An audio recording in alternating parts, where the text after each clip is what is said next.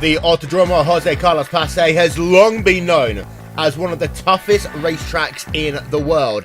It is fast, it is furious, and these guys here today in the Gathering of Tweakers Endurance Series have to do 3 hours of non-stop, heart-pounding racing. Overtaking can be difficult here. You're going to have to be careful at the start of the race, and that braking zone into the center S, well, it's literally a case of how late can you dare to be. But if you make it through lap number 1, set yourself down into a rhythm, maybe, just maybe, you might be able to start picking off places one at a time, because the draft here, oh, it's going to be fantastic. So welcome to Interlagos, welcome to the Gathering of Tweakers Endurance Series, and our coverage will start next here on RaceSpotTV, streaming live on iRacingLive.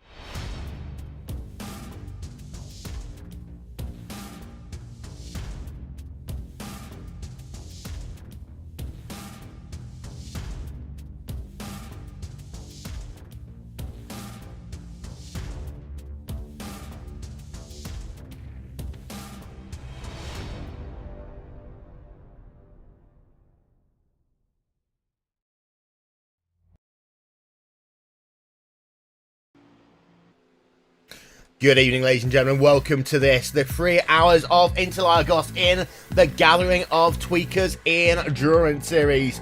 Qualifying is currently underway. They got themselves 7 minutes left to finish the job.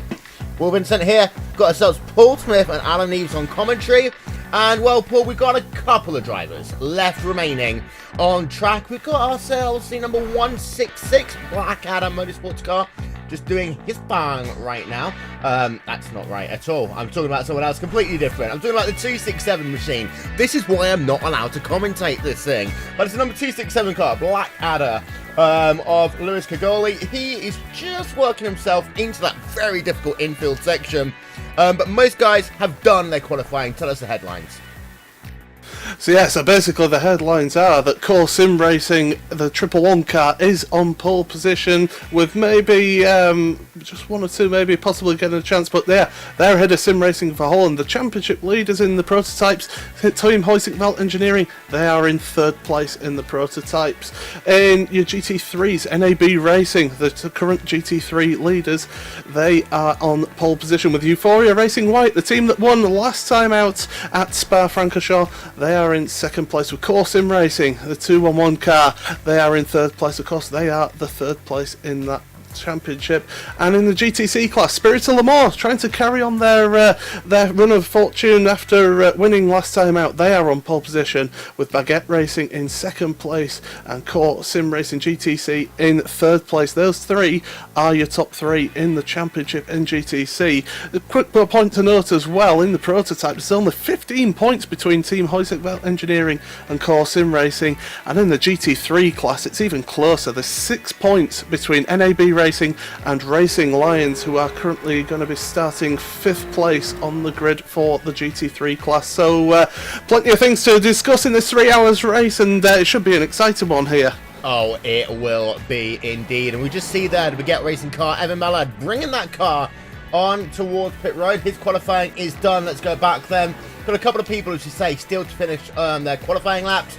Here is one of them. It's Steve Greenwood in the WR Racing machine. And well, Alvin, some of these people like going out late in these races in qualifying just because they know that how hard to push it. They've got themselves a couple of minutes, so they don't need to worry just yet, this WR Racing car, but they've got one more lap to go.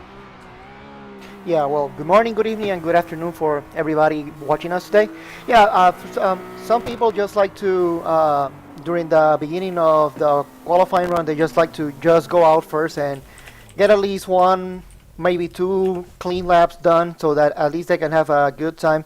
And sometimes they can talk a little bit about what changes to setup they can do and some other stuff that they can do. And then see if they can save it for just one final run here. Well, we can see then the Blackadder car has now completed all of his qualifying laps. We've got ourselves the Blackadder Motorsports prototype car heading himself now down towards the start-finish line. I love this car. It's an absolute beast incarnate if there ever was one. Down towards the start-finish line. Currently P number 4, past the stripe, and it looks as though it is going to remain P number 4 then for that Blackadder Motorsports car. So we're going to show you all of your grid. Now all the drivers have completed qualifying. There's no one really left to go. Let's give yourselves a look at qualifying for this then, the Gathering of Tweakers Endurance Series here on RaceSpotTV. Of course, we start in your prototype division, and there is core sim racing. Alongside them, it's going to be sim racing for Holland. The gaps here, pretty big from the P1 to P2, and then from P2 down to P3 there, Paul. Yeah, quite big gaps there. Sim Racing for Holland about 0.4 of a second behind the pole sitters, with Team Hoysick Engineering right with them there. Avid Chronic Racing, as you say, 0.2 off of Blackadder Motorsports in fifth place. So it is going to be interesting. Like I say, it's to say that there's only about 3 seconds covering the entire prototype field, so shouldn't see too much of a field spread through this race. And there you can see 13 drivers in your C1 division. Let's head ourselves back then to NAB Racing, Fabian de Jong. They are on pole in class. Euphoria Racing White even in second. Corsim Racing in third, and then Blackadder Motorsports in fourth in class. This class looks to be quite a bit tighter, Paul. It's going to be interesting to see. Especially, I think the first top 5 drivers each have a shot in this one. Oh, absolutely! It's always provides great racing in the GT3 in the Gathering of Tweakers. We see it each time we come to this series, and it's thrilling racing, always close. There's plenty of action. Those guys, I mean, you look at it. You've got Corsim Racing. They've won 2 races in the championship in GT3. NAB Racing. They've won a race in this series, as well as Euphoria Racing White. So you've got all 3 race-winning teams from the GT3 class in the top 3 there. So that's going to be close. But you know, you've got some good teams there as well. Blackadder Motorsports. They're a good team there, as we say. Racing Lions. They're going well in the championship, and they'll be wanting to maybe move up in this race and get some good points. And then you see Spirit of the Mall, Triple Free Machine, Yompo Nulies pole position in class, Get Racing second, Corson Racing in third, Orange Devils in fourth. At this track, Alvin, actually, this might well be the class to watch. Yeah, this on this track, being the shortest one during in the whole season, you can expect traffic to be a big factor, and you will definitely have the GTCs having a hard time with traffic, and also something they have to consider from all the classes. They are the only class that pretty much they had to, in terms of how to drive the car, they had to do more things in order to drive the car. Like, for example, when slowing down, you gotta brake and blip the throttle and all that, and with having these corners having been some of them kind of downhill, and they're not your typical corners, so it'll be interesting to see how they manage to keep the cars on the track during this 3-hour race as well. So then the cars are now lined up behind the iRacing.com first safety car. It's only half of a lap here on pacing. They start pretty much on the entrance into Ferradura, but they've got themselves 3 hours of racing to go. It's high altitude, it's high speed racing at Interlagos. Paul, take it away. Thanks very much, Will. So yeah, so we're all set for this race. All the drivers just getting prepared, lined up, making sure that they've got all the fuel on board that they'll need for the stints. Of course, strategy, very important in an endurance race like this. The prototypes, they'll be maybe having to do 3 stops, but the GT3s and the GT6s, they'll only need to do 2 stops in this race. But as we say, it's a short lap, so there's going to be plenty of action, and there's going to be a lot of traffic involved with it being a short lap as well. So traffic management is going to be a key, crucial thing for all 3 classes. People forget that the cars at the back of the field, they still have to work their way around, cooperate with those faster cars. But the car's now ready to be led away by that iRacing safety car, and away they go now on this warm-up, well, I would say warm-up lap, but it's a warm-up half lap. And just quickly about this track, it's going to be very difficult to get past back markers, especially around this infield section. Well, it is gonna be. This track is a race of 2 halves. I've always said at this point. So turn 1, actually no, from turn 13 down to turn 5 is one track, and that infield very, very different. Patience in that infield is going to be key, though. Absolutely. So drivers all at the wheel of the car. They've got to be quick, but they've also got to be safe, because, as we say, it's a 3-hour race here. Don't forget, tomorrow there is the Neo endurance race here, also at the Autodromo Jose Carlos Pace.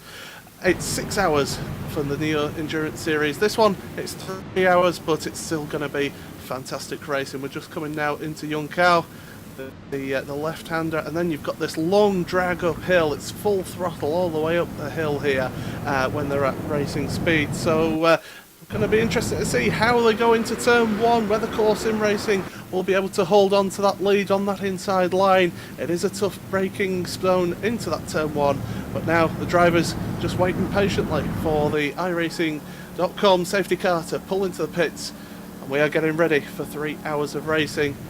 And well, it's coming on to the pit straight now. It's a difficult pit entry here to spot people if they happen to be slowing down on the racing line, but the pace car comes in now, and we are green. We are go for 3 hours of Interlagos. The prototypes are going away, and it's Core Sim Racing that have got the jump here. They've managed to pull out on Sim Racing for Holland. It's a tight first corner here through the CNRS, but everyone seeming to be able to go through there. The GT3s, they're coming into the CNRS now, and it's NAB Racing that have taken the lead there from that part of the field.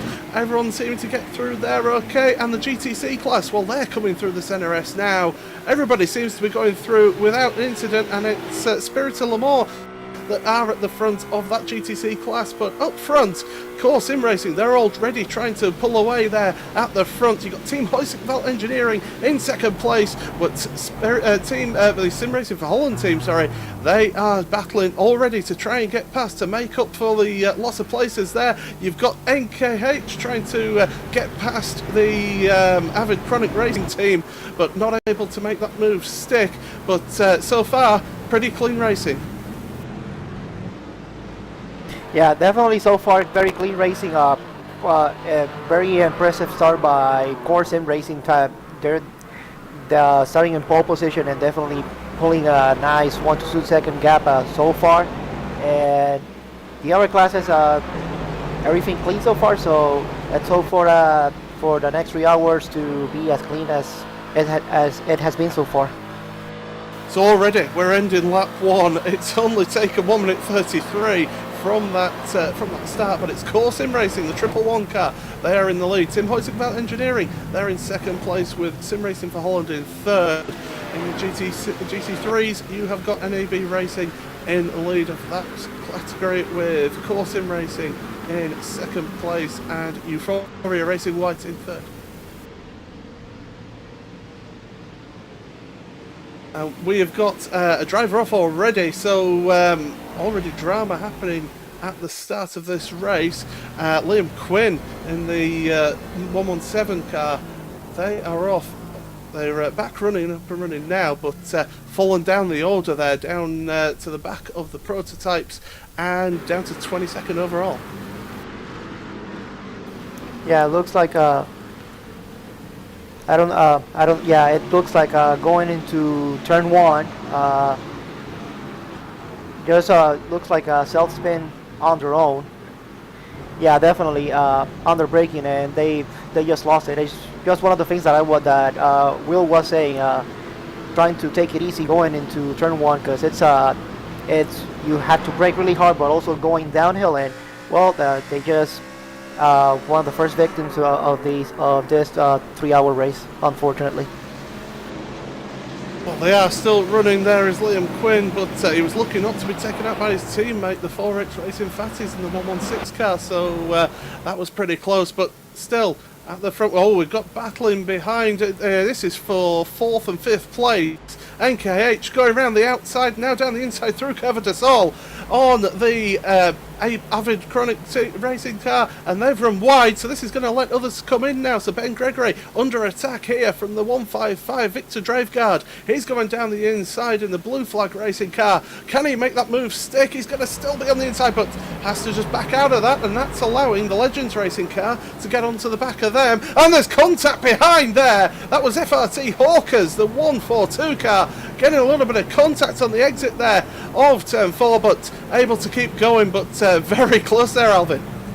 Yeah, definitely. As I was praising all the drivers for having a relatively clean start during the first lap, looks like they're starting to battle really hard right in midfield in the prototype class. So remember, it's 3 hours, so you gotta remember to take it easy and pick their battles. We had some contact here and there, and yeah, I can see the FRT Hawkers car, the number 142. They got some slight damage on the right rear, but it shouldn't be that much of a problem in terms of aero, so they should be able to continue without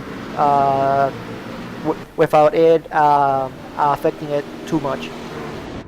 Well, if you look at this, you know, the battle for 5th place, you've got Ben Gregory, Victor Draveguard, Adam Powell, and Francisco Gonzalez, and Adam Kell, and Christian Buck. They're all together. They're battling for 5th place at the moment as the FRT Hawkers car runs a little bit wide on the exit there of Cosworth de Sol.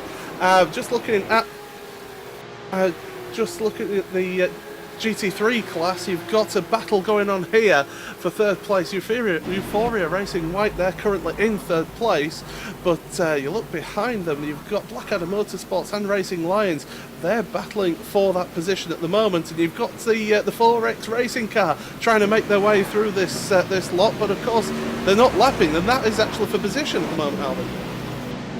Yeah, even though it is for position, we also have to remember that they are racing in different classes. So there's even though it may show on the leaderboard that they are behind them in terms of position, they are racing in for different classes.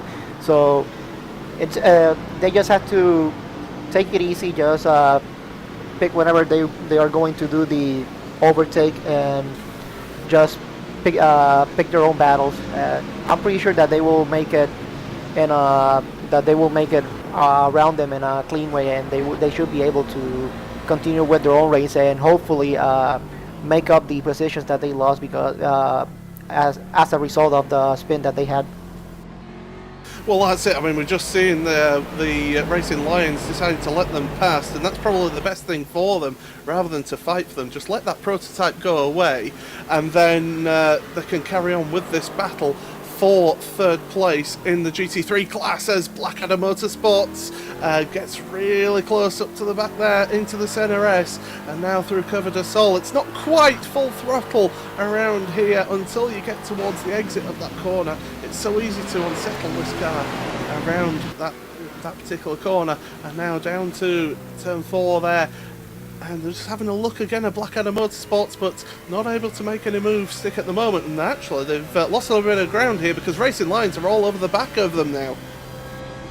Yeah, definitely. That curva, also on a GT3, it can be. There is a possibility that it can be taken full throttle, but the timing of it's gotta be really precise, and also you gotta know how to use the curbs, as the inside curbs on that corner, if you don't know how to use it, it can throw your whole car off and you will go in for a ride. But yeah, so far this has been a good battle between Euphoria Racing White, Blackadder Motorsports, and the Racing Lions. So we will have to see how this will battle the develops during the whole race. We've got side by side here. It is the prototypes, and we have got side by side. It's FRT Hawkers and also Adam Kell in the Apex Racing team. They were going side by side through the first corner, and also Hawk. They are coming through as well. Hawk Sim Racing down the inside into that corner, so able to make it to FRT. FRT having a little bit of contact there, so they're struggling away. They've got a little bit of damage from that little bit of contact earlier on in this race. We've barely been 10 minutes and already FRT Hawkers a little bit in the wars. Yeah, it looks like that contact was from the early scrap that they were having on the first couple laps, but like I said before, it shouldn't be anything that should affect them in a negative way. Maybe a little bit of couple of clicks in terms of top speed, but nothing serious. So yeah, something that they can fix during the first stop perhaps, and see if they can recover any lost ground after that. Don't forget, you can keep up to date with everything in this race as we go along. There is live timing available, and it's at RaceSpot.tv/timing. Check it out there if we wanted to keep an eye on maybe something else, somebody you wanted to watch or keep an eye on. That's where you want to go for live timing. That is up and running at the moment. We have got a battle here, Legends Racing with Adam Powell. He is putting Benjamin Gregory under all sorts of pressure at the moment, with Richard Draveguard in the Blue Flag Racing prototype right on the tail of them as well. There's you could almost throw a blanket over them. There's 0.6 of a second between these three at the moment, and that's his battle for P5 overall. Racing Lions, we've got P4 action. Racing Lions having a look around the outside there and making that move stick on the Blackadder Motorsports car, and that is pole position up to 4th place, as we say. So Racing Lions do a fantastic work there around the outside into turn 1. That's not the easiest move to make, but we've seen cars do that in the past in the Formula 1. Juan Pablo Montoya, I think, was one of those. Yeah, definitely. You can stick a move there.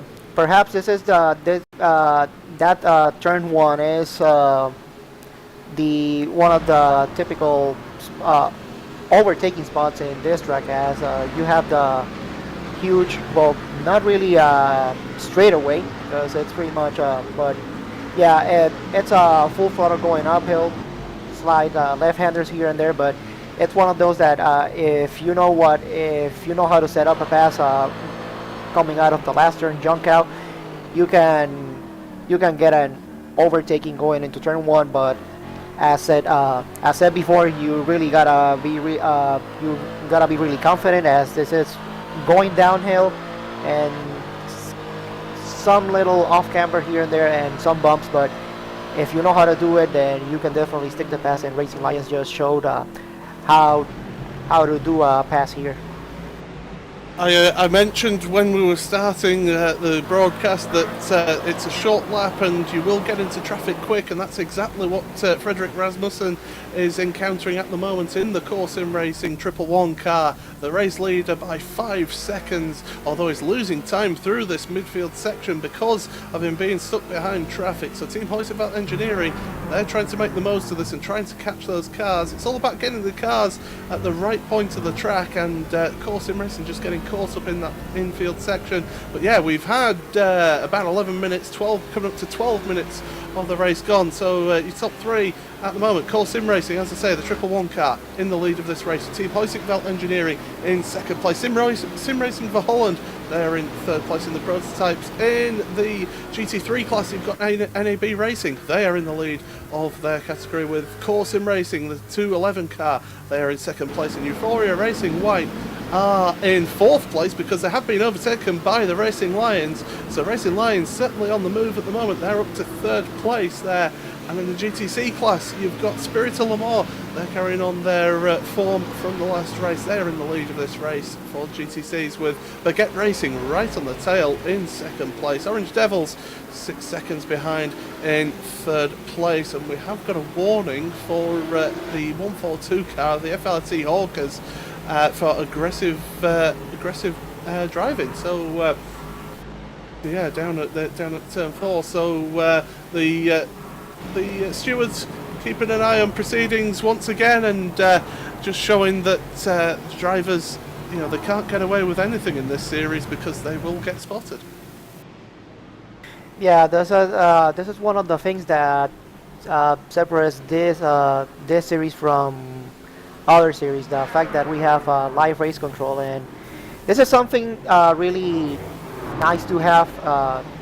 Hopefully, it's something ideally that all series should be striving to have a live race control.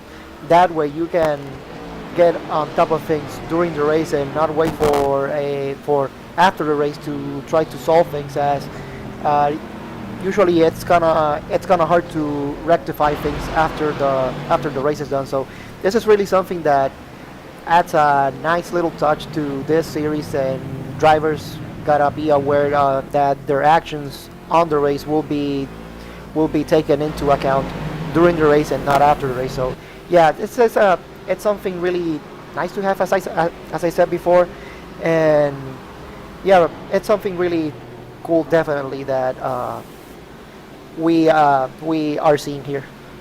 We've seen the 155 car has made a move for position.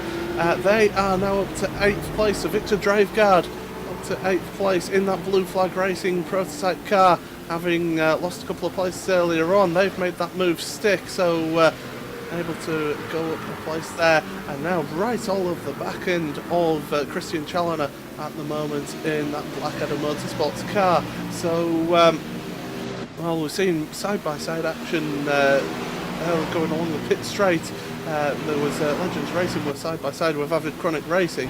Avid Chronic Racing, they're doing a good job to keep that 5th place at the moment, because those cars behind, they just seem to not be able to make a move on them. But now, as we're coming out of Young Cow and up this high-speed section through towards the start and finish straight, it's a very steep hill there, and of course we are quite high up above sea level, so the engines will be not quite as powerful as they would be normally. And here we go again. So Legends Racing, they tried this the last lap, going to the outside into turn 1, and well, Avid Chronic Racing able to hold that racing line at the moment and to keep that place. Will they get the better exit out into Cover de Sol? The answer is yes. Legends Racing having to hold back the Blackadder Motorsports car. Yeah, now that traffic is trying to, no, not trying. Now the traffic is playing a big factor in this race. Now we can see the prototypes now trying to pick their positions and trying to take any advantage possible while they can during traffic as well.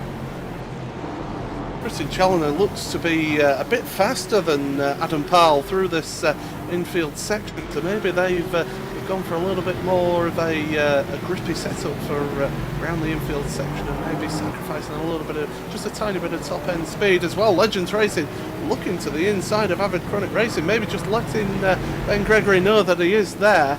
But Adam Powell, well, he's going to be... you don't want to get frustrated at the wheel of a prototype car in this race. As we say, it's a 3-hour race. We've only had a quarter of an hour just over gone in this race so far, as they come past more of the GTC field. And, well, that GTC car having to go out onto the grass just to keep out of everybody's way. Legends Racing, though, they're trying to look now to the inside, but there is that Orange Devils car in the way there, so not able to make that move on this lap. As we're here, a little bit of contract. So yeah, Core Sim Racing just having a little bit of contact there, going into turn 1, and who was it that made contact with them there? We'll find out for you. It was one of the prototypes coming through, and it was the Hawk Sim Racing 124 car. Just made a little bit of side-by-side contact. Nothing sort of intentional, nothing too heavy, but certainly it will have upset the car a little bit. And that I can tell you that the Hawk Sim Racing car on the front right has got a little bit of damage. In fact, the whole right side has got damage, so they'll be maybe losing a little bit of top speed down that high speed back end of the section of the circuit, should I say. So GT3, you have got Racing Lions. They are in third place. Euphoria Racing White are right behind them, and Blackadder Motorsport behind them as well. This is a battle for GT3. And Alvin, these guys, they've not been able to separate themselves. There's still about 1.2 seconds between the three of them. Yeah, since it's pretty much since the start of the race, these three have been pretty much next to each other, and we also have the battle for 6, 7, and 8, pretty much in the same position as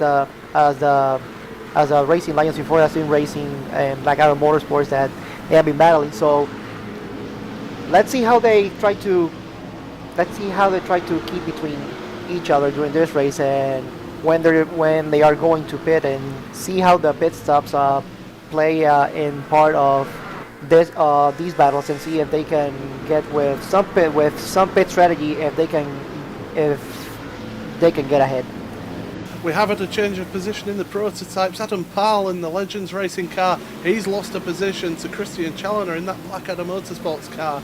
So Legends Racing dropping down a position down at turn 4. So that battle is still ongoing. Blackadder Motorsports now trying to take the attack to that Avid Chronic Racing car, but we're still going to keep an eye on this GT3 battle because, as we said at the start of the broadcast, these GT3s, they do produce some very good racing, some very close action, and these three are certainly not letting up at the moment. But Racing Lions, they had to come through. They started in 5th place in class.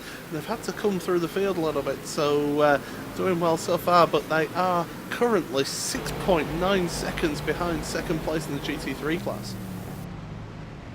Yeah, and I'm pretty sure they also have a championship in mind, so that definitely by running 3rd place, they are definitely trying to get their championship hopes still alive. Not that they are far away. They were just 6 points behind 1st place when the race started, so any position that they can get now, it'll definitely help them at the end of the championship, taking into consideration that the champions of each class each will get an invite for next season's Neo Endurance Series. So not only they are racing for position here and points, they're also racing for that automatic invite for the Neo Endurance Series next season. So Avid Chronic Racing, they are still having to defend from these cars. Blackadder Motorsports, there was a little bit of contact between them, and Blackadder Motorsports now under threat from Legends Racing, but they've managed to get ahead. Legends Racing with a little bit of damage on the front left. Also, there is a drive-through penalty for the 124 car. That's Hawk Sim Racing. They are at the back of this pack. They've got a drive-through for that contact with the 311 car, the Core Sim Racing GTC class car. So they are going to get a drive-through. But this battle for 5th place in the race, Avid Chronic Racing doing a good job so far, but here come Blackadder Motorsports. They're looking dangerous. They've got that slipstream and going down towards turn 1 now. They've got no traffic to worry about, so they're going to try and make that move stick. We've got the Hawk Sim Racing car going into the pits, but Avid Chronic Racing late on the brakes there into turn 1, able to hold that place at the moment. But we have seen that Blackadder Motorsports car make the move down into turn 4, so will they be able to make that move into the slipstream once again? And defending early is Ben Gregory in that Avid Chronic Racing car into the braking zone for turn 4, turn left here. And well, at the moment, Avid Chronic Racing is still able to hold it, but just holding onto that position is squeezing that Blackadder Motorsports car. And well, they're going side by side up towards this turn 5. There's a double apex right-hander, and well, side by side, and still able to hold on to this place. This is absolutely fantastic defensive driving from Ben Gregory at the moment, Alvin. Yeah, definitely very fun and really clean racing between each other. Yeah, they definitely they are showing respect towards each other. We saw a point that Ben Gregory kind of closed the door just a little bit after coming out of turn 4, but nothing. How's the word? Nothing bad regarding that move. It was just trying to defend the position, but definitely clean racing between both of them, and definitely showing respect over each other and giving as much room as possible. As we see that Black Adder Motorsports trying to do the run again, going into turn 1. Will it make it? No. So it definitely looks like it's gonna happen again during this lap. They are racing hard but clean.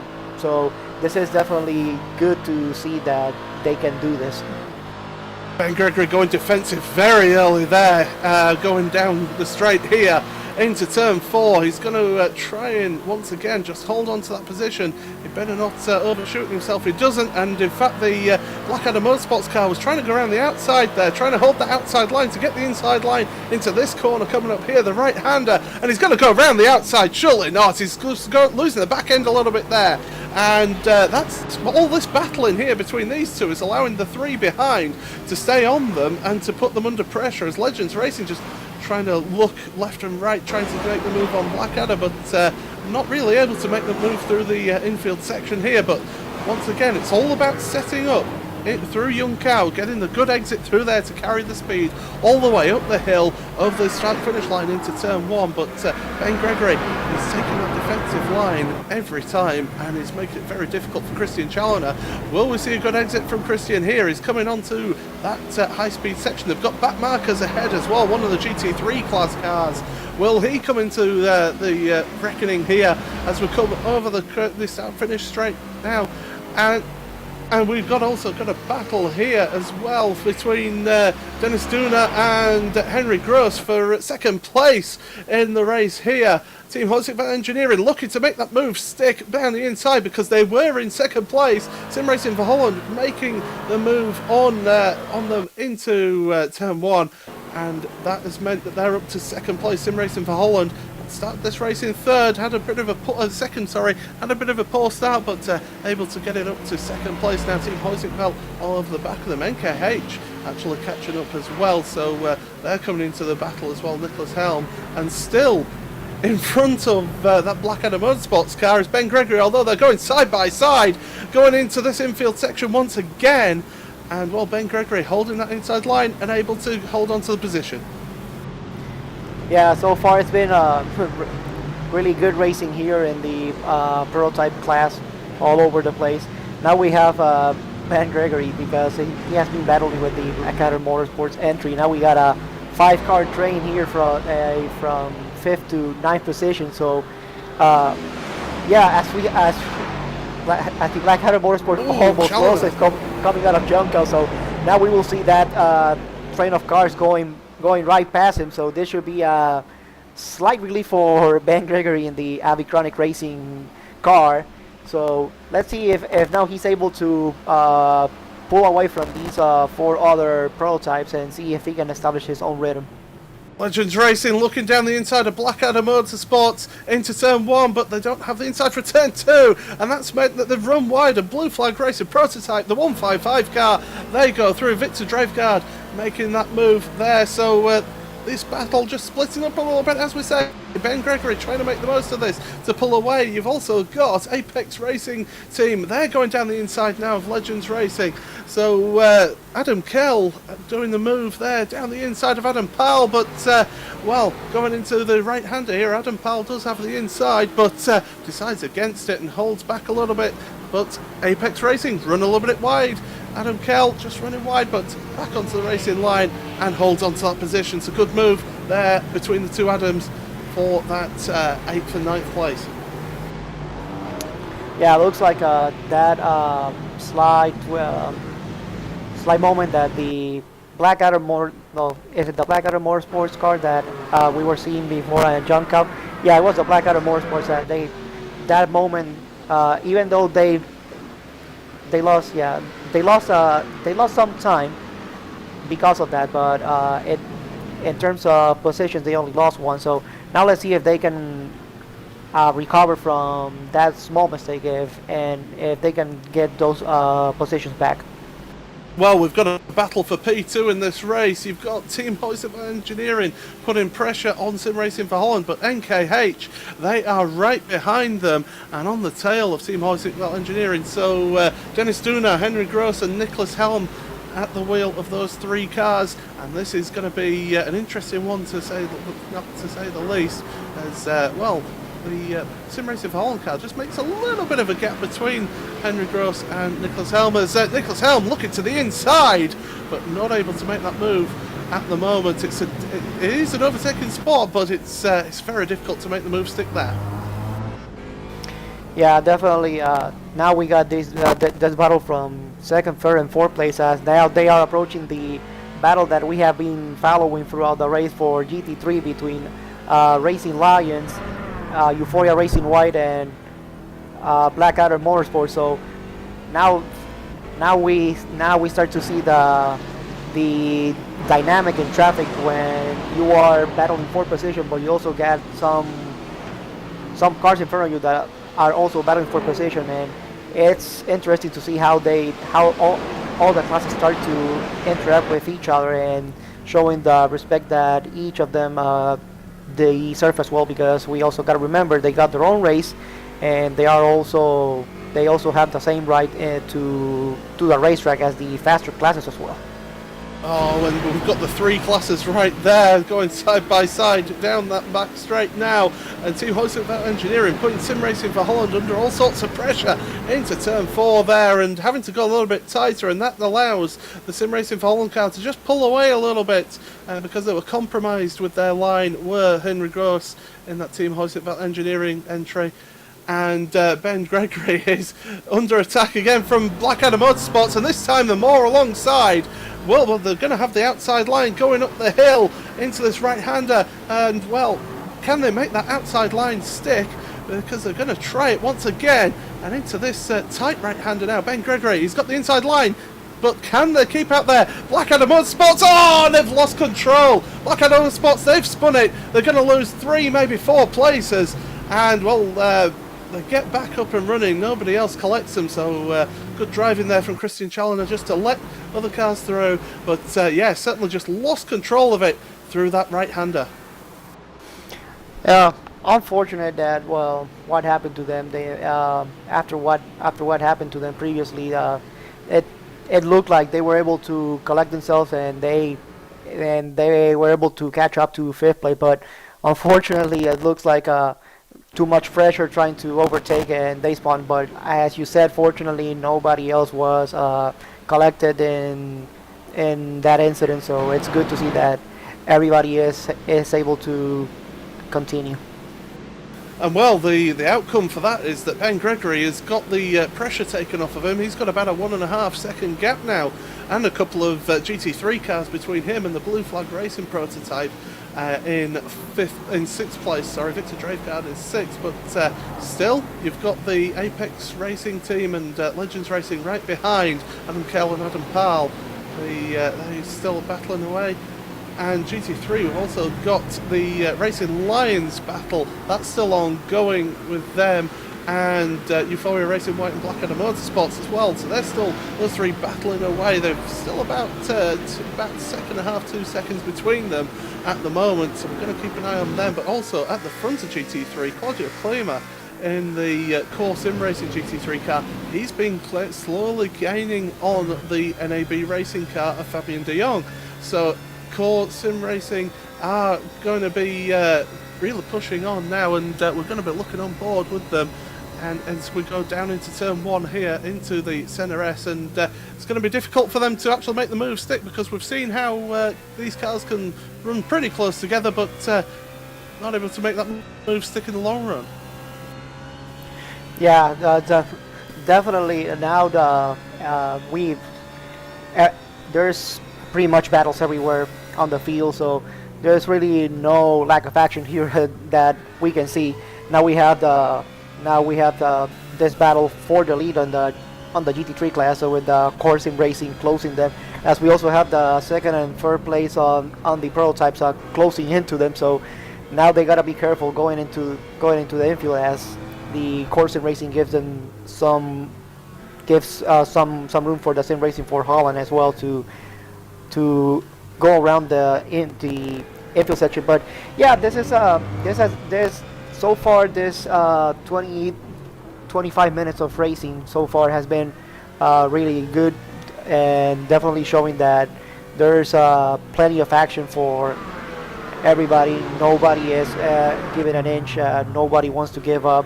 Everybody wants to give their best, and this is something that we always like to see. Teams giving 100%, no backing down, and never giving up. So kudos for all the teams for so far having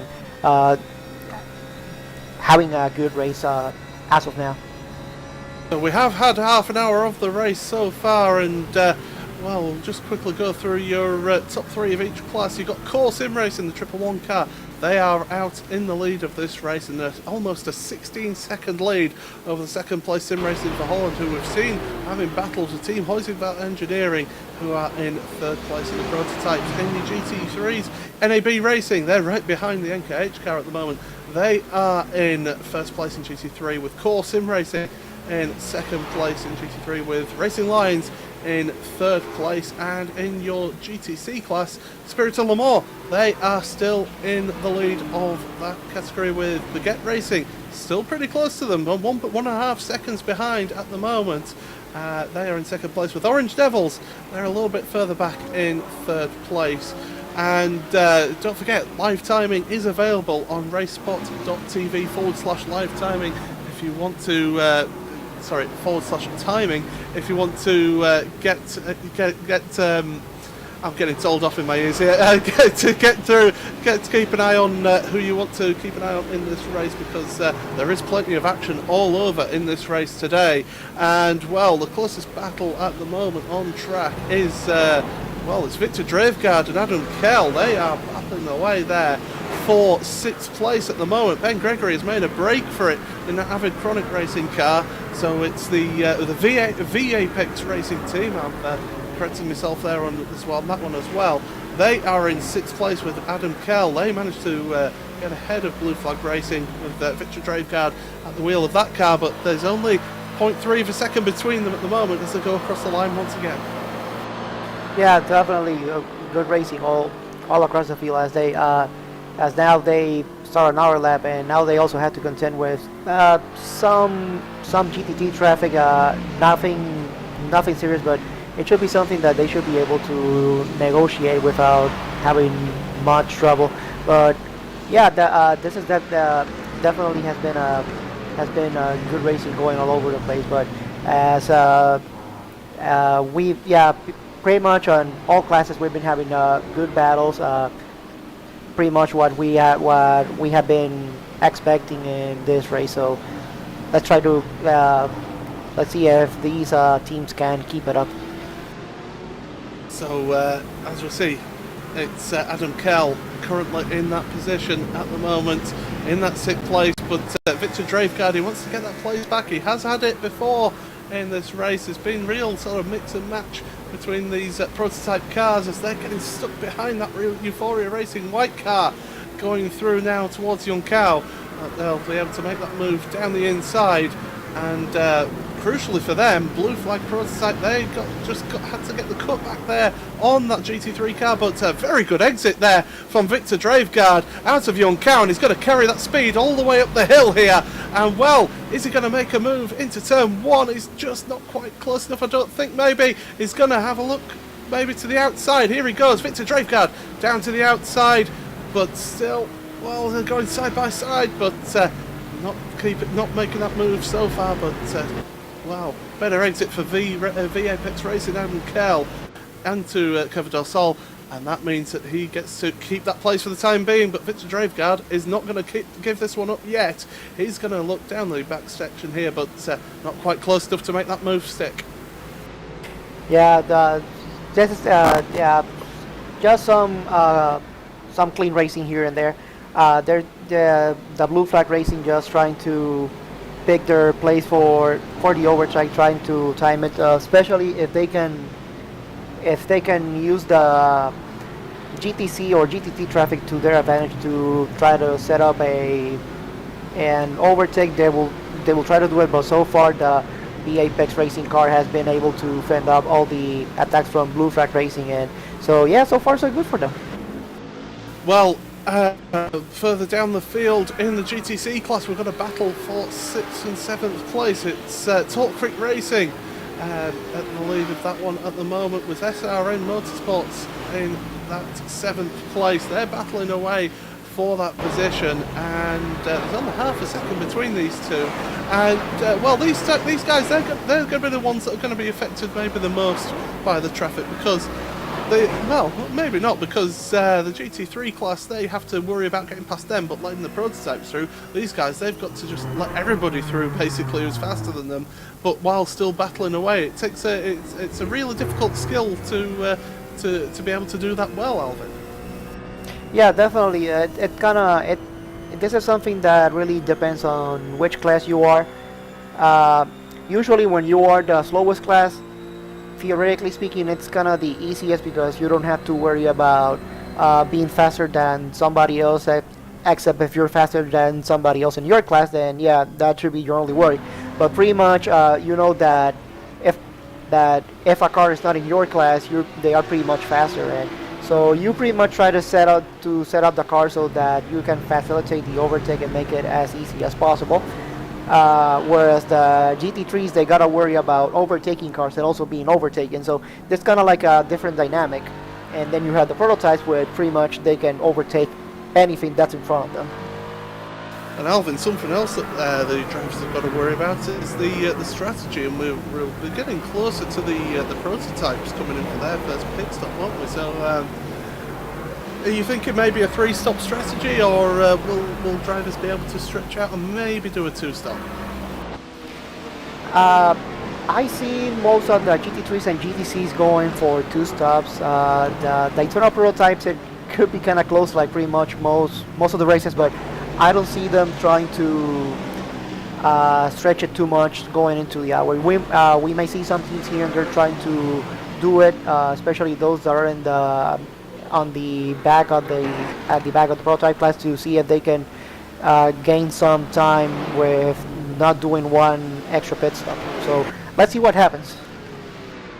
Well, we will certainly see what happens. So what we're going to do is just quickly go side by side for a quick commercial break before we have those all-important pit stops to see how those strategies play out. So you're watching the Gathering of Tweakers Endurance Series, the 3 hours of Interlagos, here on iRacingLive with RaceSpotTV. Don't go anywhere, you'll be seeing all the action side by side.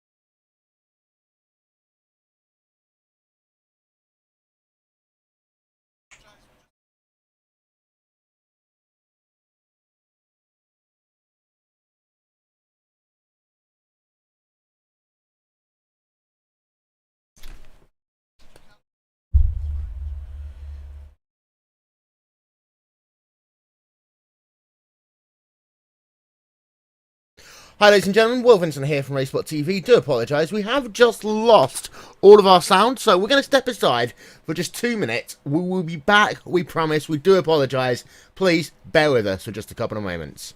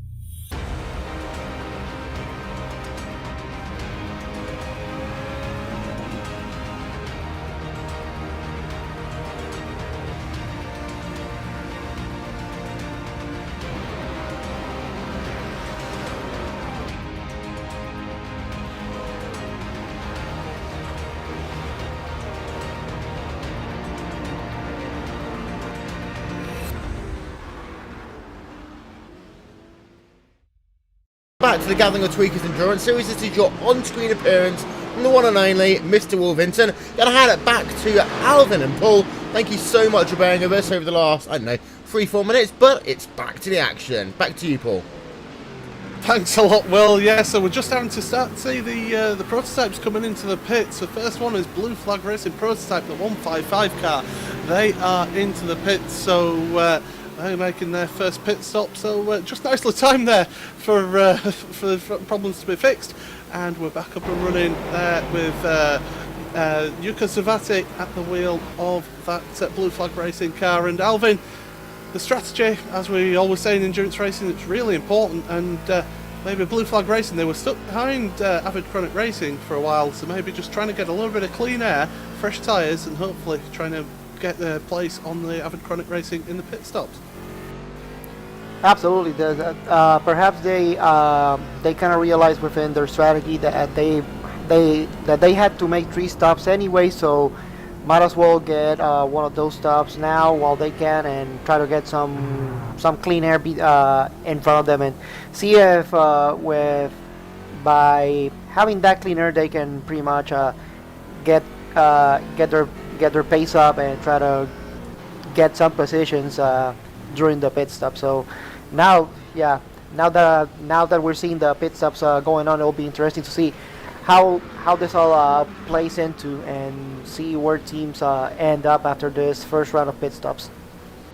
And well, we've got Blackadder Motorsport. They're onto pit road now. The 166 car away they go. Christian Challoner is staying at the wheel of that car for the time being, so he's doing another stint. Brand new tyres and fuel on board and they will come out. Will they come out ahead of that Blue Flag Racing car? Yes, they will, by quite a margin. I can tell you that NKH Racing have made a move on Team Horsebot Engineering while we were just having those few issues. They are up to 3rd place. So Core Sim Racing, they're in the lead of this race still, with Sim Racing for Holland in 2nd, NKH in 3rd place. They stay out for another lap. And well, in GT3 we've got NAB Racing and Core Sim Racing. This is a close battle, half a second between these two. This is for the lead of GT3, and NAB, well, they've had the lead all the way through this race so far, but coming under intense pressure from Core Sim Racing.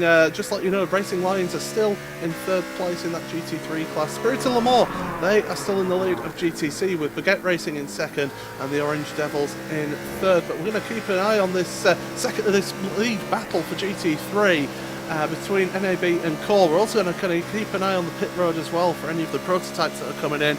And Alvin, it's certainly getting interesting between these two, between NAB and Core Sim Racing.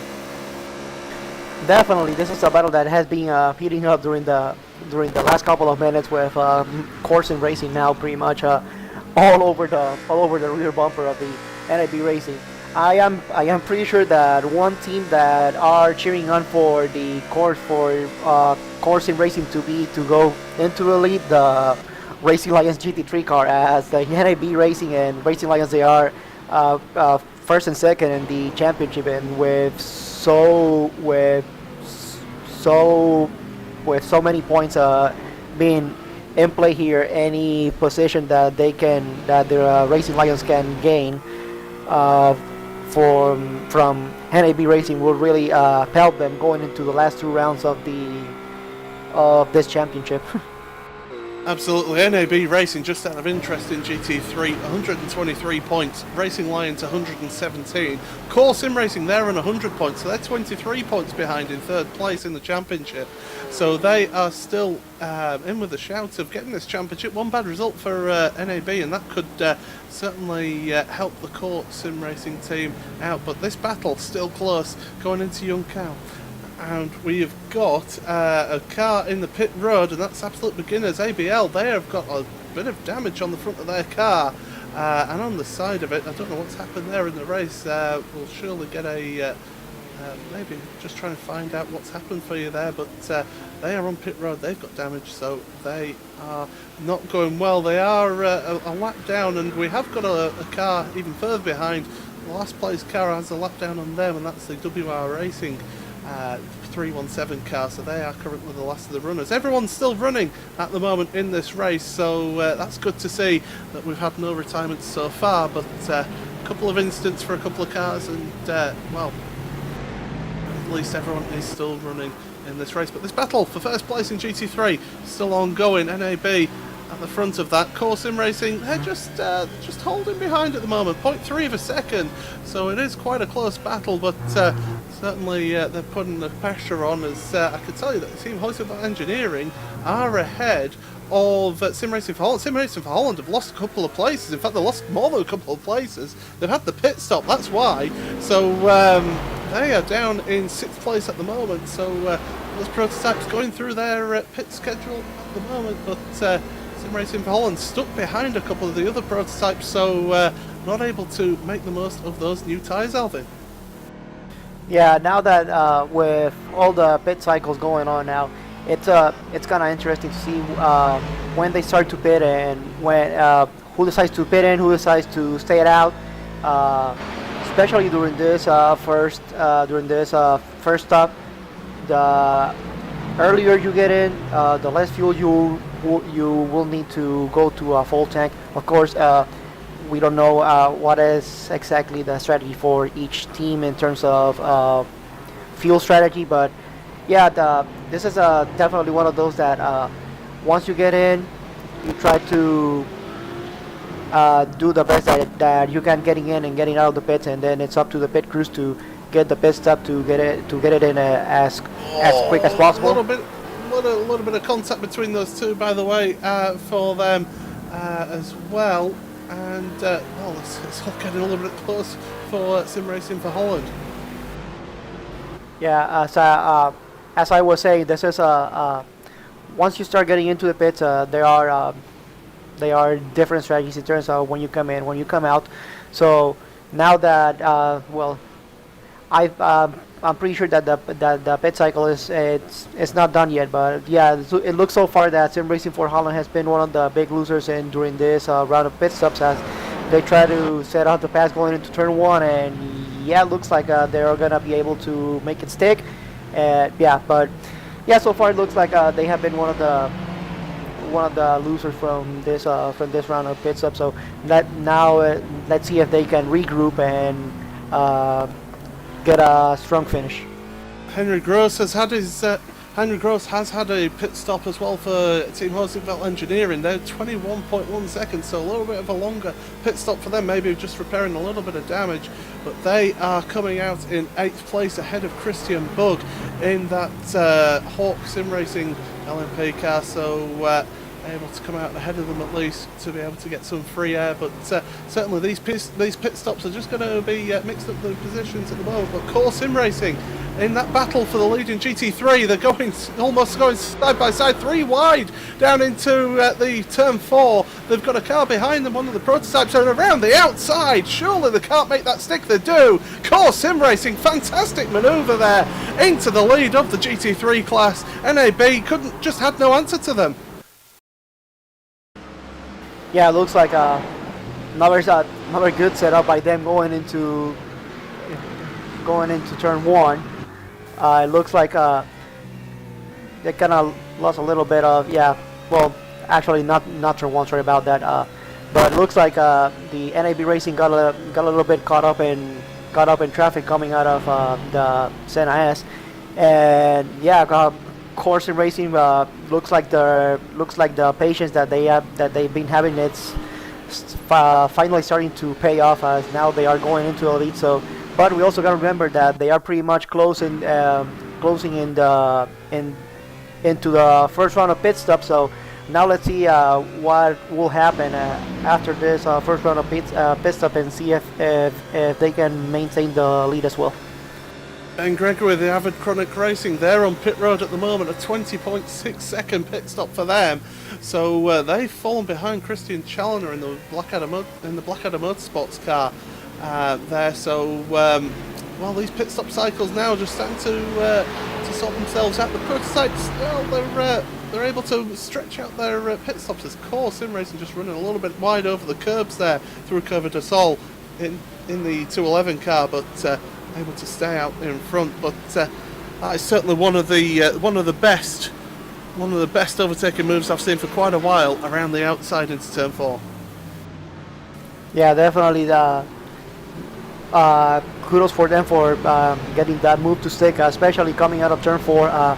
If you get it really wrong coming out of it, coming out of turn 3, turn 4, that turn 3, turn 4 complex, you can really get a bad exit, and there's these curves with AstroTurf that really goes off camber, and anybody that has raced here and has touched those curves knows that if you catch it at a bad angle, you are really going for a ride and definitely can spell the end of the race. So definitely great job by the Core Sim Racing GT3 car and making that move, sticking that move, as we have the Core Sim Racing prototype car coming into the pits as well. Well, we've got 2 other prototypes as well on pit road. The 142 FRT Hawkers car, they're on pit road, and the V-Apex Racing team, they are just coming off of pit road at the moment. But as you say, the race leaders coming into their pit stall now, bring the car to a halt. Frederick Rasmussen, they're just going to take on fuel, take on tyres, and be able to pull away. They did have a bit of a gap there between them and second place. It was about half a minute almost going into the pit cycle, but well, they just sat there waiting for the fuel to go in, and away they go now out of the pit road. 23.5 second pit stop, so taking on a little bit more fuel there than some of the others. And Frederick Rasmussen stays at the wheel of that Core Sim Racing 111 car, but at the moment it's NKH who haven't had their pit stop yet. They are in the lead of this race, and well, they're just trying to make the most of that lighter fuel load with the car. We've had the 4X Racing, they're just coming out of the pits as well, the 117 car with Johan van den Belde at the wheel of that one. So they've made their pit stop as well with a driver change. So these prototypes going through their pit cycle at the moment, and we should be pretty close soon to the GT3s and the GTCs making their pit stops as well, Alvin. Yeah, definitely. We're pretty much closing to the hour, so now we should have the GT3s and GTCs coming into the pits. But on a separate note, regarding pit strategy, it looks like Core Sim Racing, the prototype, was the last car to come in, and they were like almost somewhere around 2 minutes short of the hour. So it'll be interesting to see if they can pull a two-stop strategy. So we should keep an eye on them. Yeah, Fabian de Jong has just overshot his pit box there, so he just had to reverse it in the pit lane. That will have cost him time. And in that battle for the lead of GT3, that's rather crucial as the other NKH come in as well onto pit road. So everybody is making their pit stops as Euphoria Racing White as well, Blackadder Motorsports. Well, it's a pit party in the GT3s. They're on pit road at the moment, and High Octane Motorsports, they're on pit road as well. You've got GTC car coming in, that's Spirit of Le Mans. So Jan-Paul Nielhaus at the wheel of that car, he is on pit road as well. And these GT3 cars and the GTC cars, they take a little bit longer to fuel up, so they're going to be sat there for the best part of a minute just getting that fuel on board. But the prototypes, they've all made their pit stops, so we can give you an update of the standings. It's still Core Sim Racing in the lead of this race in the prototypes, with Dennis Dunar in second place in the Sim Racing for Holland car. Third place, it's Henry Gross in the Team Huizenfeld Engineering car, but he is, I'm just having a look at that, as a 191 car, NKH, they're in fourth place, and Christian Challoner is in fifth place in the Blackadder Motorsports car. So Christian Challoner able to make the jump on Ben Gregory in that Avid Chronic Racing car. In your GT3s at the moment, Core Sim Racing, they are on pit road now, so they're making their first pit stop. And in second place, Racing Lions, they're coming into pits now as well. NA, let's have a look, 274, so that's Mad Cape Racing. They are staying out, are they? Are they going to come into the pits? They're staying out, so they're going a little bit longer at Mad Cape with their teammates right behind. And, we've got the GTC class as well. They're coming into the pits as well. But Get Racing, Evan Maliard into the pit lane here. So it's all happening. It's as we predicted, around the hour mark, the GT3s and the GTCs coming into the pits, Alvin. Yeah, definitely. This was definitely expected from the GT3s and GTCs. Pretty much they can go 1 full hour, maybe a little bit more. It really kind of depends on each driver. But something that you pointed out, the last prototype car to come into the pits was the NKH Racing, and they were able to stretch their fuel to a little bit more than an hour. So now it'll be interesting with the advantage that the Core Sim Racing car has over them, which is around 32 seconds. It'll be interesting to see if the NKH Racing can do two stops. And as I also pointed out earlier, Core Sim Racing were like 1-2 minutes short of the hour too. So it'll be interesting to see this battle in terms of pit strategy going into the end of the race, and see if NKH Racing can pull a win by doing a two-stop strategy. Well, I can tell you that Fabian Young has lost about 3 or 4 seconds with him overshooting in his pit box compared to Claudio Klima in the Core Sim Racing GT3 car. So that gap is now 8.4 seconds. So that is just pulled out a little bit there, but we've still got Mad Cape Racing. They are still out there on track at the moment, so those GT3 cars going a little bit longer, just in traffic there with the GT3s. And we've got Adam Powell. He's closing in on the V-Apex Racing team of Gary Hickman, who's at the wheel of that car now. So they've changed drivers, have V-Apex Racing.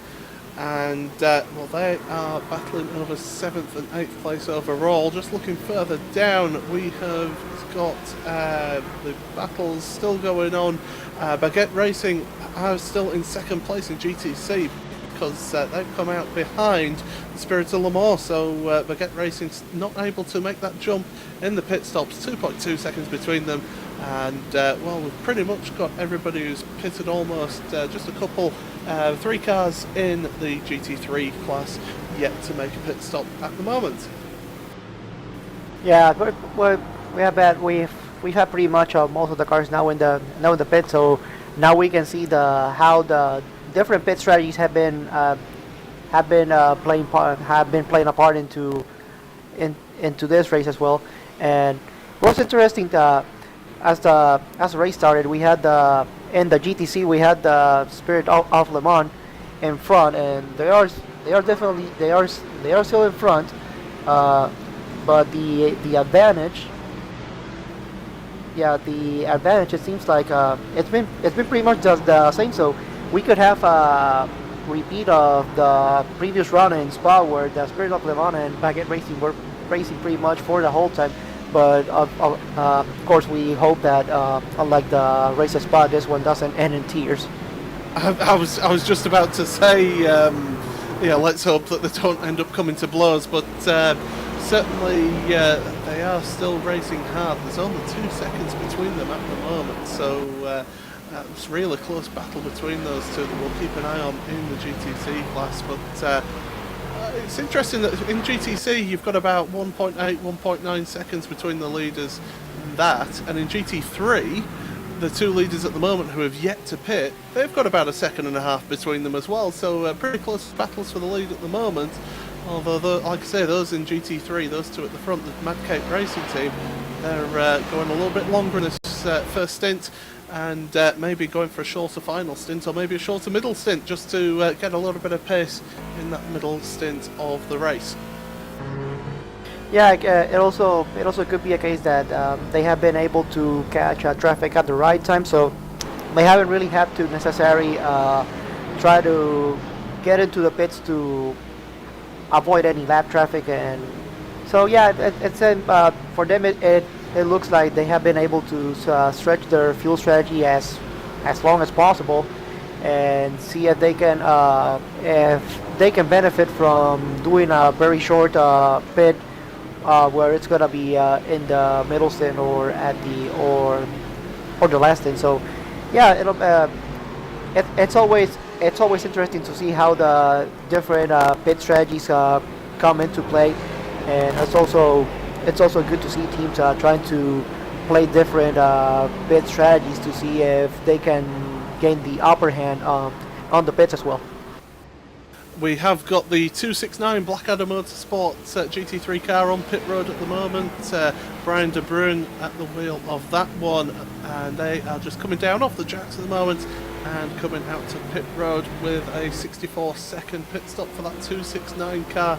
So they're going to come back up to speed, but we've still got these leading 2 in the GT3 class still staying out there at the moment on that first set of tyres, and Interlagos is known for having a little bit of tyre wear issue. You've got to look after the tyres, especially around that high-speed section going on to the start and finish straight, because you're putting a real load through those tyres on those left-handers. Yeah, absolutely. This track, especially those the left-handers that this track have, they're pretty much all high-speed. So it's definitely something to really take into consideration. But it looks like they are not having any trouble in racing and trying to race within their strategy, and also doing some competitive time. So yeah, like I said, it'll be interesting to see how they try to keep this pace and perhaps later contend for a podium position or even perhaps a win. Who knows? Matt McKay and Ben Kuipers both into the pits, so this is the final 2 pit stops of this first stint in the GT3s, and they've done very well to make it last almost an hour and 10 minutes on that fuel load. So well done to those two guys, maybe challenging for positions later on in the race. So Core Sim Racing in the 211 car, they're going to come through to take the lead in the GT3 class with Claudio Klima at the wheel of that car at the moment. NAB Racing, Fabien de Jong still at the wheel of that car. They are in second place at GT3, and in third place you've got Euphoria Racing White, Juan Sagara at the wheel of that car. They are in third place in GTC. At the front of your race though, it is still Core Sim Racing, the 111 car. They are leading by 14 seconds ahead of Sim Racing for Holland, who are in second place. In third place it's Team Huizenveld Engineering, who can't seem to shake off that NKH car. They're only 1.9 seconds, 1.8 seconds between them. So NKH doing a good job there to keep the pressure on Henry Gross with Nicholas Helm wheel of the NKH car. And in your GTC class, I've just noticed this, the two leaders are neck and neck going into turn 4. You've got Spirit Le Mans and Baguette Racing. This is the battle for the lead in GTC. Baguette Racing having to get out of it a little bit because of back markers coming through, and that's going to let Baguette Racing to take that place down the inside there. Nice move, clean, and through into the lead goes Baguette Racing with Yassine Beber at the wheel of that car. Fantastic work using the GT3 car there, and great use of the traffic, Alvin. Yeah, definitely, and perhaps it also could be the case of trying to recalling what happened in the last round and decided, you know what, we still have a little less than 2 hours to go, so might as well give some space. And yeah, but definitely, this is a great pass and great respect towards each other. Let's see if the Spirit of Le Mans can regroup now and catch up to the Baguette Racing and see if they can retake the lead that which they have been pretty much throughout the whole race. Of course, last time out at Spa we did see that little bit of contact into Eau Rouge, which caused some bit of tempers, but they did give the place back, credit to them, but they did end up with that stop and go penalty as well, did Baguette Racing. But nice and clean move. They usually are clean, these guys, so bit of an anomaly between those two that time, last time out. But Baguette Racing now trying to stretch their legs and trying to pull out the lead there, already 0.9 of a second ahead. And as we said earlier, using that we've got Mad Cape Racing having to come into the pits for a stop and go hold for obviously some form of penalty for them. So Mad Cape Racing, the 272 Matt McKay, they are in the pits, and possibly speeding in the pit lane, but we'll have to wait and see what happens there. But that's a long hold there for them. Maybe had some issues at the pit stop. We'll have to wait and see about that one. But certainly a disaster for the 272 car, because they really wanted to. They really were putting in a good showing, and away they go. 41 seconds in the pits. So that seems a bit long for a penalty, Alvin. Yeah, it could have been the possibility that they forgot to set the fuel, which, yeah, it's definitely a shame if that was the case, as they showed that they can run they can run a longer stint, and I was trying to praise them for that. But yeah, it's unfortunate that those kind of things happen, but best thing you can do is just regroup and try to get a strong finish. Well, I can tell you somebody who's trying to get a strong finish is Marco Luca Abate. He is in the Blackadder 267 car, and he is in 5th place at the moment in GT3. He is battling with the Racing Lions, but there's about a second between them at the moment. But Racing Lions, they're only a second behind Euphoria Racing White. So this battle between those three still ongoing. And it's going to go on all race long, I think, Alvin, although I may have just given it the kiss of death. Well, let's hope that you haven't given the kiss of death, because sorry, this has been a absolutely great battle that these three have been having since the start of the race. And as I'm talking, they are going side by side into a start finish straightaway, with Racing Lions having a good having a good look at these two battling for position as the Euphoria Racing goes into it, and also the Racing Lions looks like he saw a space and he also went for it now. So yeah, this has been definitely a good battle that all three have been having so far. So let's hope that they can keep it this clean until the end of the race. Well, of course, they were lapping the 269 Blackadder Motorsports car, so yeah, that car could have helped the teammate out a little bit there, but decided to just play it clean, play it safe, and not get in their way too much. Didn't make it easy for them, but certainly didn't block them. But Racing Lions all over the back of that Euphoria Racing white car at the moment as we go into this infield section. And just how difficult is this infield section to get right now, then? Well, this track is it's a really interesting one, as you have a really high speed part that you try to have as slow down as possible, but then you get to this infield section, which one of the interesting parts of this infield section is that when you go through most of these slow turns, not only you are turning left and right, but you're also going kind of up and down, and it's really something that drivers have to take into consideration, trying to not unsettle the balance of the car as they go through these turns. So yeah, this track is kind of like a tale of two different styles of racing. One really fast, and then the other one a really technical one, or a really short one, but one that can really make or break your race. As we saw the Racing Lions go into that turn one and take the place from Euphoria Racing White, so certainly Frank van Brandwick at the wheel of that car, making the move stick down into turn one. And I believe we are going to be joined by Mr. Will Vincent, that you did see a little bit earlier on with his fantastic look there with the headset and the Union flags in the background there, Will. Yeah, hi. Basically, I use it as a room divider and a sound insulator. I am actually one day going to spray it black and then put RaceSpot R's all over it, but I just never had time. So what have you been thinking of this race so far? What have you made of it so far for this race? GTC surprised me in the fact that there just hasn't been any racing going on at all, except for what we saw about 5 minutes ago with the Get Racing. Literally, it's been a case of, I'm looking through right now, the gaps. You've got 35 seconds, 17 seconds, 20 seconds, 12 seconds, 36, 37, 25, 55. It's huge. Absolutely huge right now. GT3, however, has just been fantastic today. This ongoing battle with Racing Lions, and you've got yourselves the Euphoria Racing White team.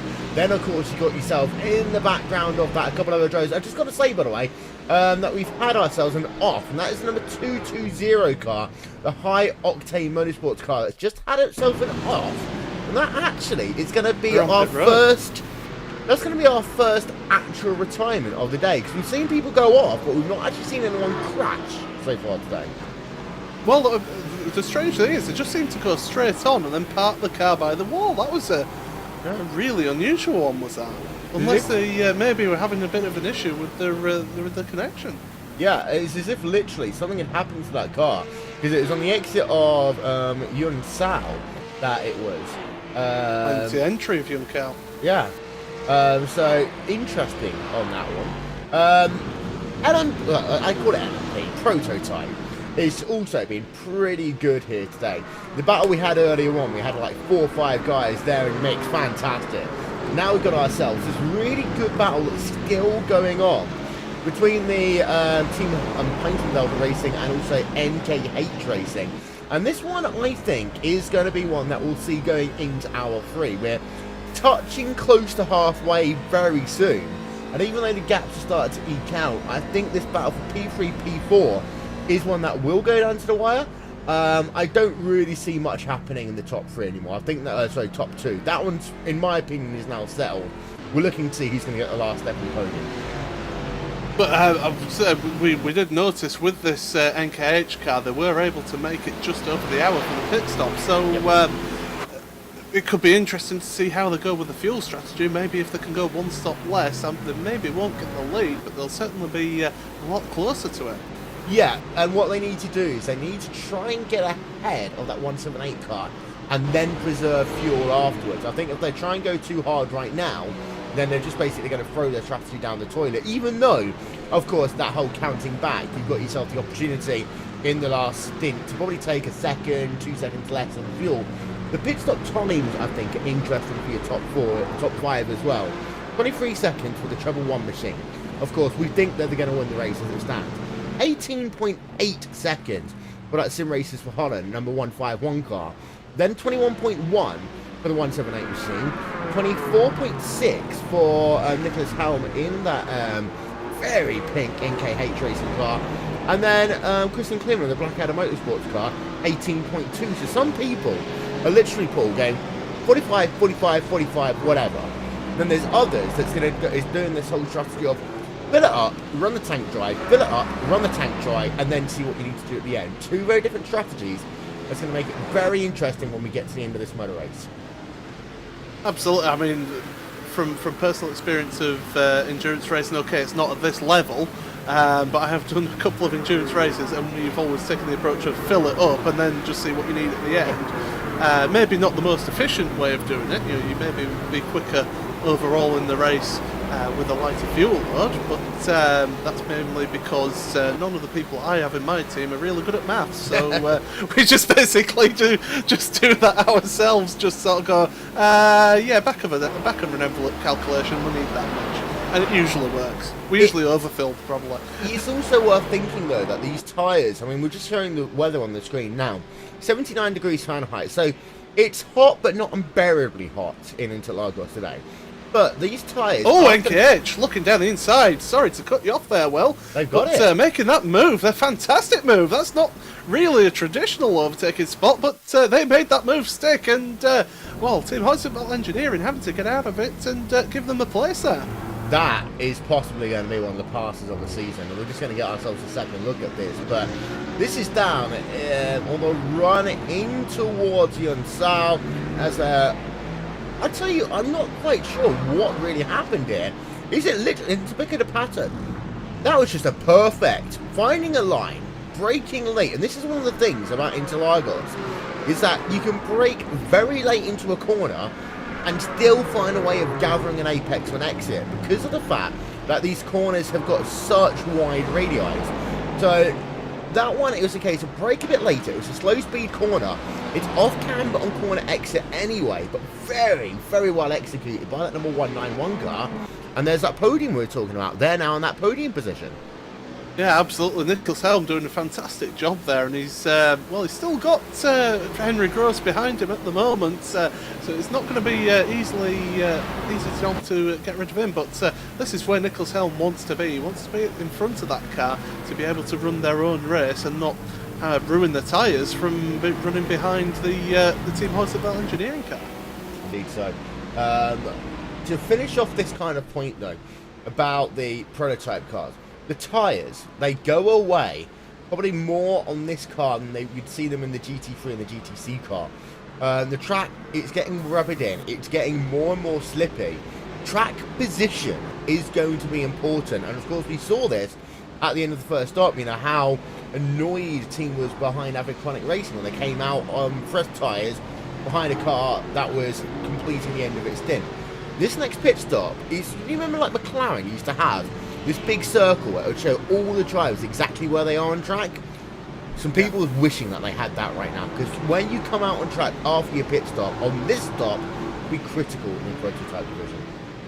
Absolutely, we're just seeing the P3 battle still going on. I thought Henry Gross got a good run out of Young Cow and up the hill, but unable to get close enough to be able to make a move at the moment. So Nicholas Helm holding on to that third place in your prototypes. Just to quickly go through your field, you have still got that 111 car, Cole Sim Racing, at the front with Frederick Rasmussen once again at the wheel of that car. Sim Racing Holland second with Dennis Duna in your prototypes with, as we said, that battle going on, NKH and the Team Hoisted Belt Engineering 3rd and 4th. In your GT3's Core Sim Racing, they have pulled out, they've got about an 8-second gap now over NAB Racing. That's your first and second places, with Racing Lines in 3rd place. Now pulled out a little bit of a gap in that battle between them, Euphoria Racing White and Blackadder Motorsports in the 267.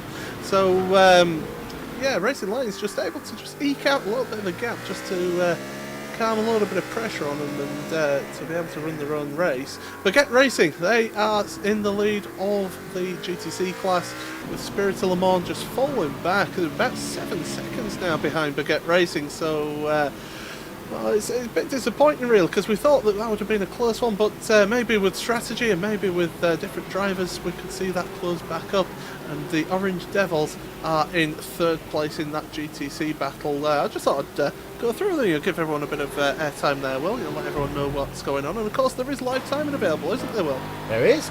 Head over to RaceSpot.tv/timing, live timing and scoring available for this and all of our upcoming races. And shameless plug, there is a lot of racing coming your way soon. Don't forget, of course, we've got ourselves a Neo Endurance Series tomorrow, Sunday Night Skippies tomorrow, Monday Night Skippies on Monday, and then on Tuesday we take over coverage of the NASCAR Peak Antifreeze Series, powered by iRacing. They head to the World Center of Racing, Daytona.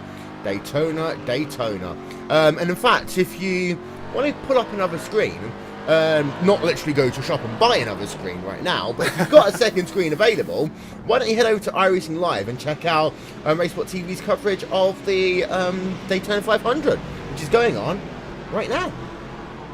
Oh, that's still going on. It's a long race, isn't it, the Daytona 500? Yeah. So 500 miles, that's the 500. That's about as far as my knowledge of the 500 goes, I'm afraid. Oh, and 31-degree banking, because you taught me that, Will. Yes, so many times we talked about the 31 degrees of banking as it's time. I tell you what, I think they've actually just finished the Daytona 500. Really?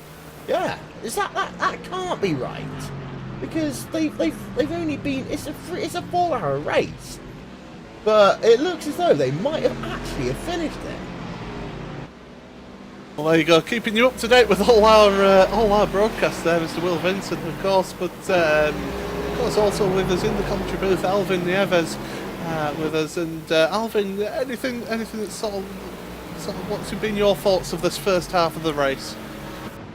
Well, so far it's been really good racing. Like Will said, it's been pretty much good racing throughout the whole field. GTC has been relatively quiet so far, except for the battle for the lead. But yeah, it's been a really quiet race for the GTC class. But throughout the rest of the field, there's been really good racing. So this definitely should set up us for a nice second half of this race. By the way, NKH have lost the position to Team Hoisted Belt Engineering, so Henry Gross able to get ahead of them. I'm just trying to find out what's happened there, but NKH were ahead. They were actually cleanly overtaken going into turn 4 by Henry Gross. So Henry Gross able to get ahead of them, and they've pulled out a bit of a gap, 3.5 seconds, more than that now. The reason why they're on pit road, that's why. They're on pit road, yeah. So Nicholas Helm. They were the first ones, the last ones in. Yeah. At the last pit stop, like. No, they were the last ones in when NKH. They were the last ones to pit. So this is a very... Oh, and he's missed a pit stall as well. So this is interesting. This is Kyle Berner getting into the car. So maybe some issues there for them there in the NKH car. Nicholas Helm has done 58 laps. There is a lap limit on the amount of laps a driver can do in this race, which I'm sure I'll be able to find for you in a moment when I've gone through all the information here. We have had, I tell you what, Race Control have had a very quiet time of things, because they've only had 3 things to look at, and of that, only one of which has got a penalty in this race. So everyone behaving so far. Yeah, Cal Burney at the wheel now of that NKH car, down to 10th place for them. Yeah, it Wouldn't surprise me that something happened in real life that has had the NKH Racing coming here, coming for what seems to be an early scheduled pit stop. Yeah, on schedule. So yeah, now it looks like they're gonna be doing the 3 stops as pretty much every other team. So now let's see what happens to them throughout the rest of this race. Oh, well, I mean, it's interesting to see how the strategy goes out for them, but Kyle Burney at the wheel now, be interested to see what his lap times are like at the wheel, because of course he's not used to the track conditions as they are now, because the last time he drove the car was probably in practice, I think, from the looks of things. Yeah, it was in practice, was the last time he drove the car, so he won't be used to the track this rubbered up, so it's going to be interesting to see how this one goes. Yeah, definitely.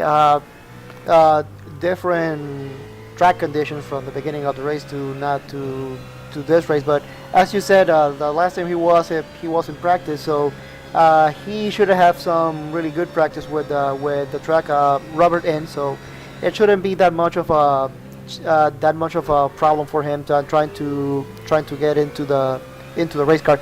But it's one thing to get into the car when you're in practice conditions, and it's a whole nother different mindset when you gotta get into the car when you're in race conditions, as there is really no warm up or not anything. You pretty much get into the car and you just gotta get into the rhythm as fast as possible. So yeah, it's now let's see how fast he can get into a rhythm and see how now he can how he does throughout the rest of this race. Well, Marco Luca Abate was closing up to the back of the Euphoria Racing white car of Juan Segara, but a bit of lapping traffic coming through has just split those two up.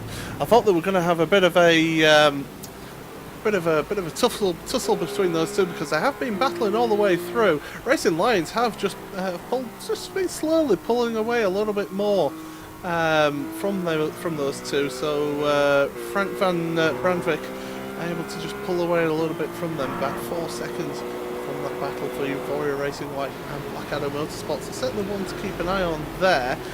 In fact, I'd say that's about the closest battle we've got on the track at the moment. And well, we're going to be coming up to the second round of pit stops shortly. So what we're going to do is we're going to just step aside for one moment, just to grab our breath, get ready for the pit stops, and be able to show you them here live on iRacingLive with the help of RaceSpotTV. Of course, my name is Paul Smith with Alvin Nieves, and special comments and the camera work from Mr. Will Vincent here live tonight. And well, you won't miss anything. Of course, live timing is available, RaceSpot.tv/live timing. But we're going to step aside for a moment, so we'll be right back after these commercials.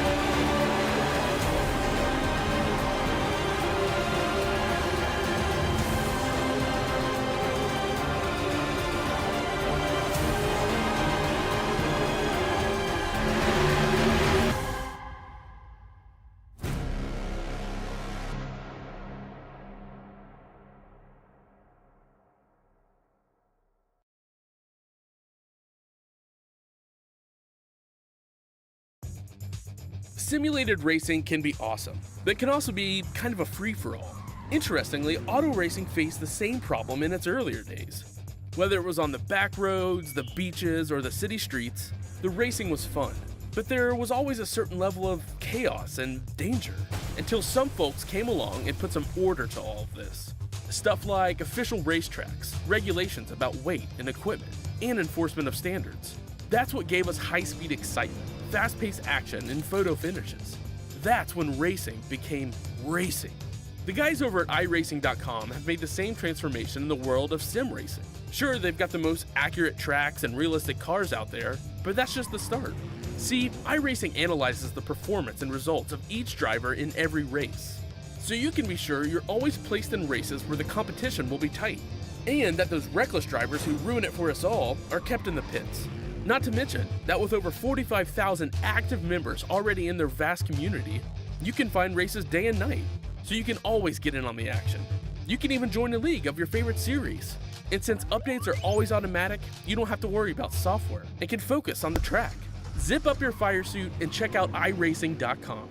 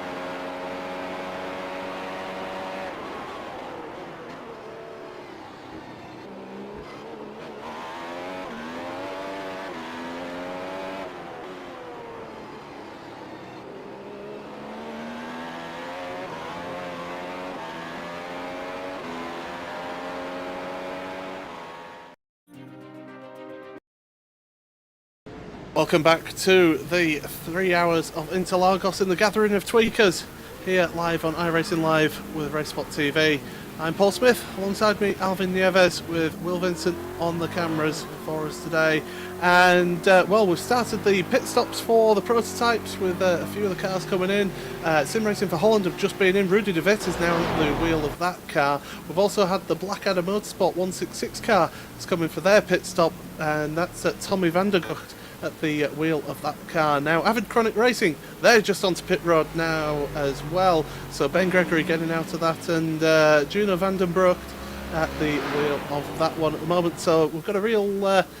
it's the start of the second stint, and we are certainly going to see 3 stops from the leading drivers in the prototypes. But we found a bit of interesting information regarding the NKH car there, Alvin. Yeah, it looks like the reason they had to stop to do an on-schedule pit stop was because the previous driver was having problems with their pedals in real life, so they had to make a pit stop and change driver. So yeah, really unfortunate that it happened to them. Well, you know, I know we say this every time we cover this series, but you know, in real life racing, you have technical problems. You're going to get technical problems in sim racing as well. Oh yeah, definitely. You can practice as much as you want and all that, but sometimes there are things that happen in real life that you cannot control. Like, for example, we all know that how windows can sometimes throw a monkey wrench at you while you're racing, and sometimes windows can go crazy and all that stuff. And also something that we also need to consider, and sometimes it has happened, being this multi-class racing with multiple drivers as well.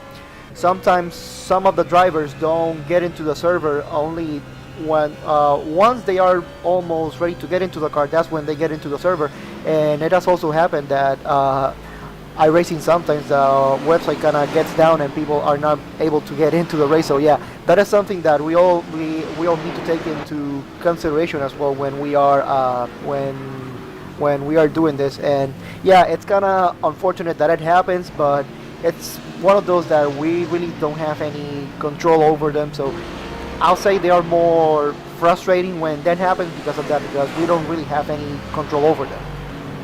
Absolutely, and of course people's internet can be intermittent or cut out, so that can affect things as well. Can I have a translation? Do you remember that time when Michael Schumacher was getting that award from Pele at this very track, and Kimi Räikkönen missed it because he was unfortunately otherwise consumed elsewhere? It's a bit like that in some ways, in the fact that he could well have been you know, there, but you know, sometimes other things take over. Absolutely, exactly. Yeah. So yeah, certainly things do happen, and to everybody. So yeah, so that's interesting there for them. And so we're just going to go through your leading cars while we've got them there. Sim Racing, they're in the lead of this race at the moment, 57 seconds ahead of Team Huizenveld Engineering, with Henry Gross at the wheel of that one. Sim Racing for Holland, they're currently third, but they have had their second pit stop by the looks of things, so they're certainly going to be running with that at the moment. In GT3, you've got Core Sim Racing, the 211 car. They're in the lead of GT3. They're just coming up to lap their fellow team from the GTC class, so going through past them. Second place, NAB Racing. They're now 11 seconds behind, so just falling back a little bit there for them. Racing Lions in third place in GT3. And at the front of GTC, you've got Baguette Racing. They're at the front there in the lead of that one. Spirit of Le Mans now 13 seconds behind in that second place, and in third place Orange Devils with them there as well. And we've got a lesser spotted Cam Walsh has appeared in the commentary box. Hello there, Cam. Hello. How's everything going? Going well. And so were you covering the Daytona? Yes, we were. Yeah, Daytona. It was a shocking finish. A person driving a car won. Nobody saw it coming. That's incredible. I would have thought the guy running down... Oh my goodness, we just had a car go flying off. Just bear with me a second. It was the High Octane Motorsport 220 car. They just went flying off at Cover del Sol. They've seen that when had issues before, let's not forget. Yeah, absolutely. So they had that issue at Yun Sao. Well, entering Yun Sao. Yeah, absolutely. Just the car just suddenly just speared off to the right, though. It looked like the front right tyre just seemed to lock up. going into that Oh, corner. the back end. The on back end was sliding off. We just saw it on the replay. The back end was sliding all the way through the curve of the Sol. And by the time it actually tried to counter steer, it just counter steered too much. Yeah, this is our hard part of the track to get a good camera angle on. But we'll try and find one in towards the curve of the Sol. But here we are then. So you see that car just flicks itself through the corner. And now the back end sliding. And now we'll just slow it down, and you can see the smoke. And as he tries to counter steer, one little tug of the wheel, and then that car is just going to spear itself to the right hand side as a consequence. That's why you always do little movement in race cars. You never do big jerks. Well, no comment there. Well, but certainly that was a big moment. What for are them, you and, talking about? And it's caused some significant damage. I'm just going to ignore that and carry on. So, just fantastic work from them to be able to get the car up and running again. But I would have thought they'd be coming onto pit road to maybe get the damage fixed on that car. No, they're going to carry on. So, able to carry on with that car at a relatively good speed. Oh yeah, definitely does. That's one of those things that happen. Fortunately, they're just they were just able to just keep racing. Yeah, they will be down a little bit on top speed and all that, but yeah, nonetheless, it's they got an hour 15 minutes to around an hour 15 minutes to go. So yeah, they should be able to still get a good finish from this. Oh, well, so Cam, what you've missed is not a lot of action going on in the GTC class, although the Baguette Racing and Spirit of Le Mans did have a little bit of a battle for a little while, but that soon got resolved nice and cleanly. We have had a bit of battling going on with the GT3 classes, especially between the Racing Lines Euphoria Racing White and Blackadder Motorsports, although the Euphoria Racing Lines have pulled away a little bit in that battle, but Euphoria Racing White and Blackadder Motorsports still together.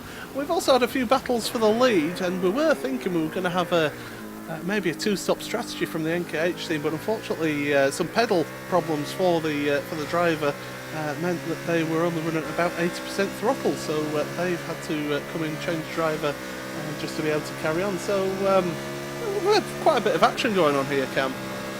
I see this also as somebody who is a rather newcomer to the Gathering of Tweakers booth. I have to say, Baguette Racing and Spirit of Le Mans. There's a joke in there somewhere, and I have to say it's a very original racing name. I kind of wish I was that clever.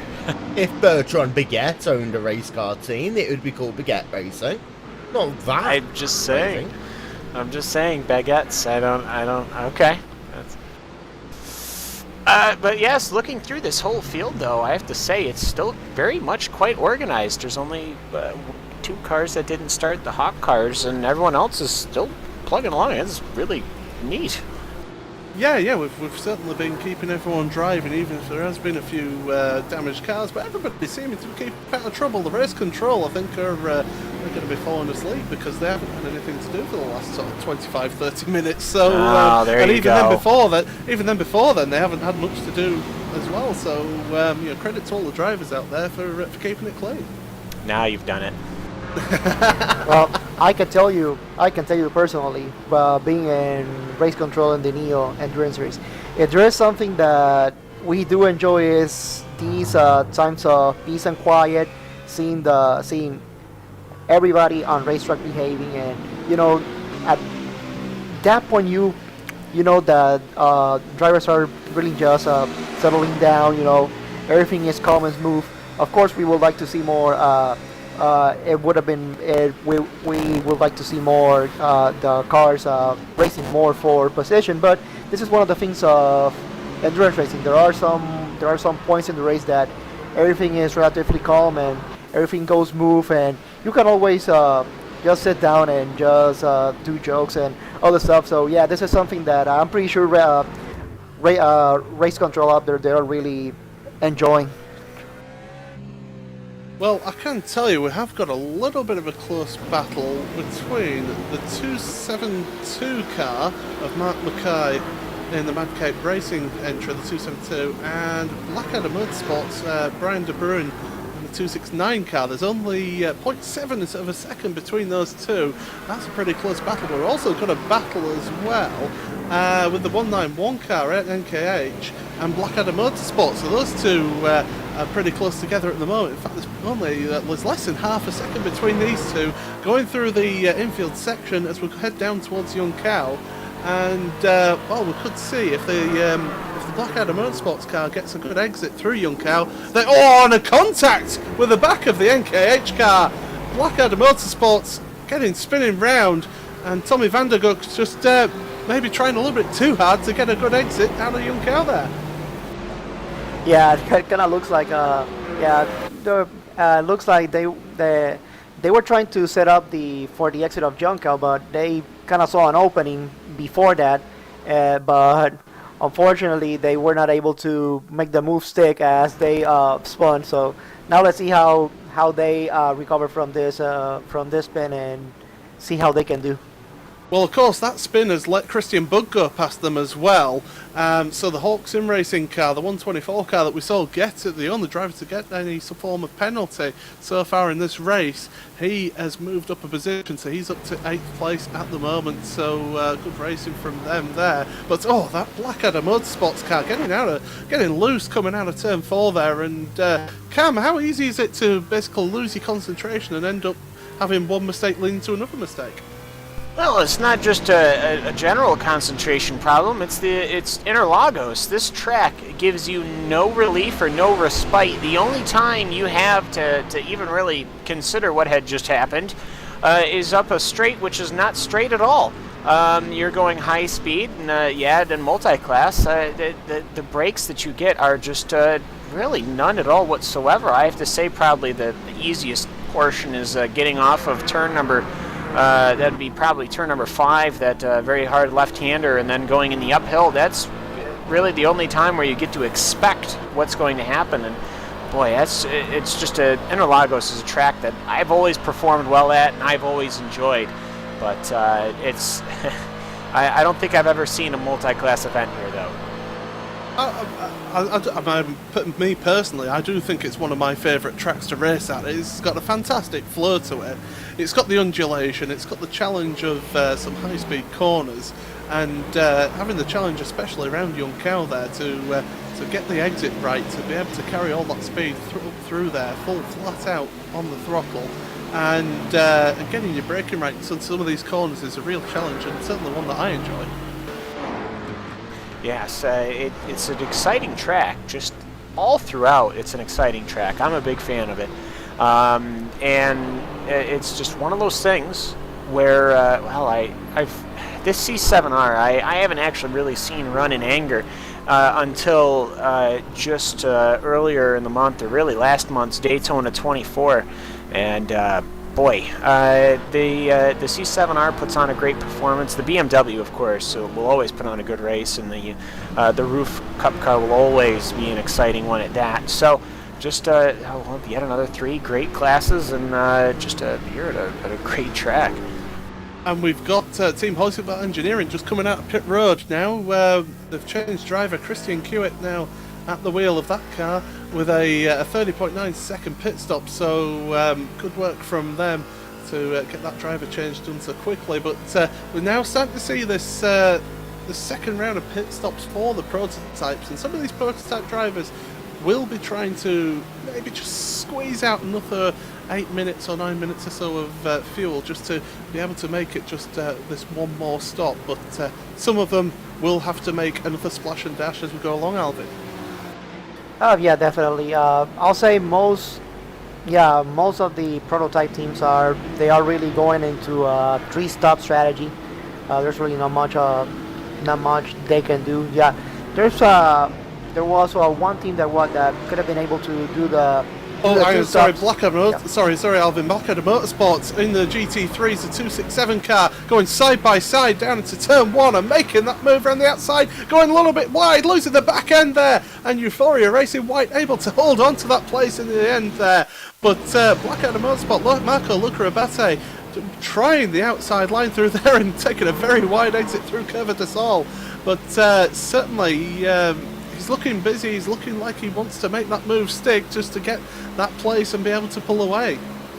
Oh yeah, definitely, and also good job by Marco Luca for saving the car and not spinning it. So definitely trying to do the overtake, and also had that big moment trying to save the car. So yeah, good job by him by keeping the car on the racetrack and in one piece as well. So now let's see if he can get back on the bumper of the number 222 of Euphoria Racing White and see if they can set up and overtake again.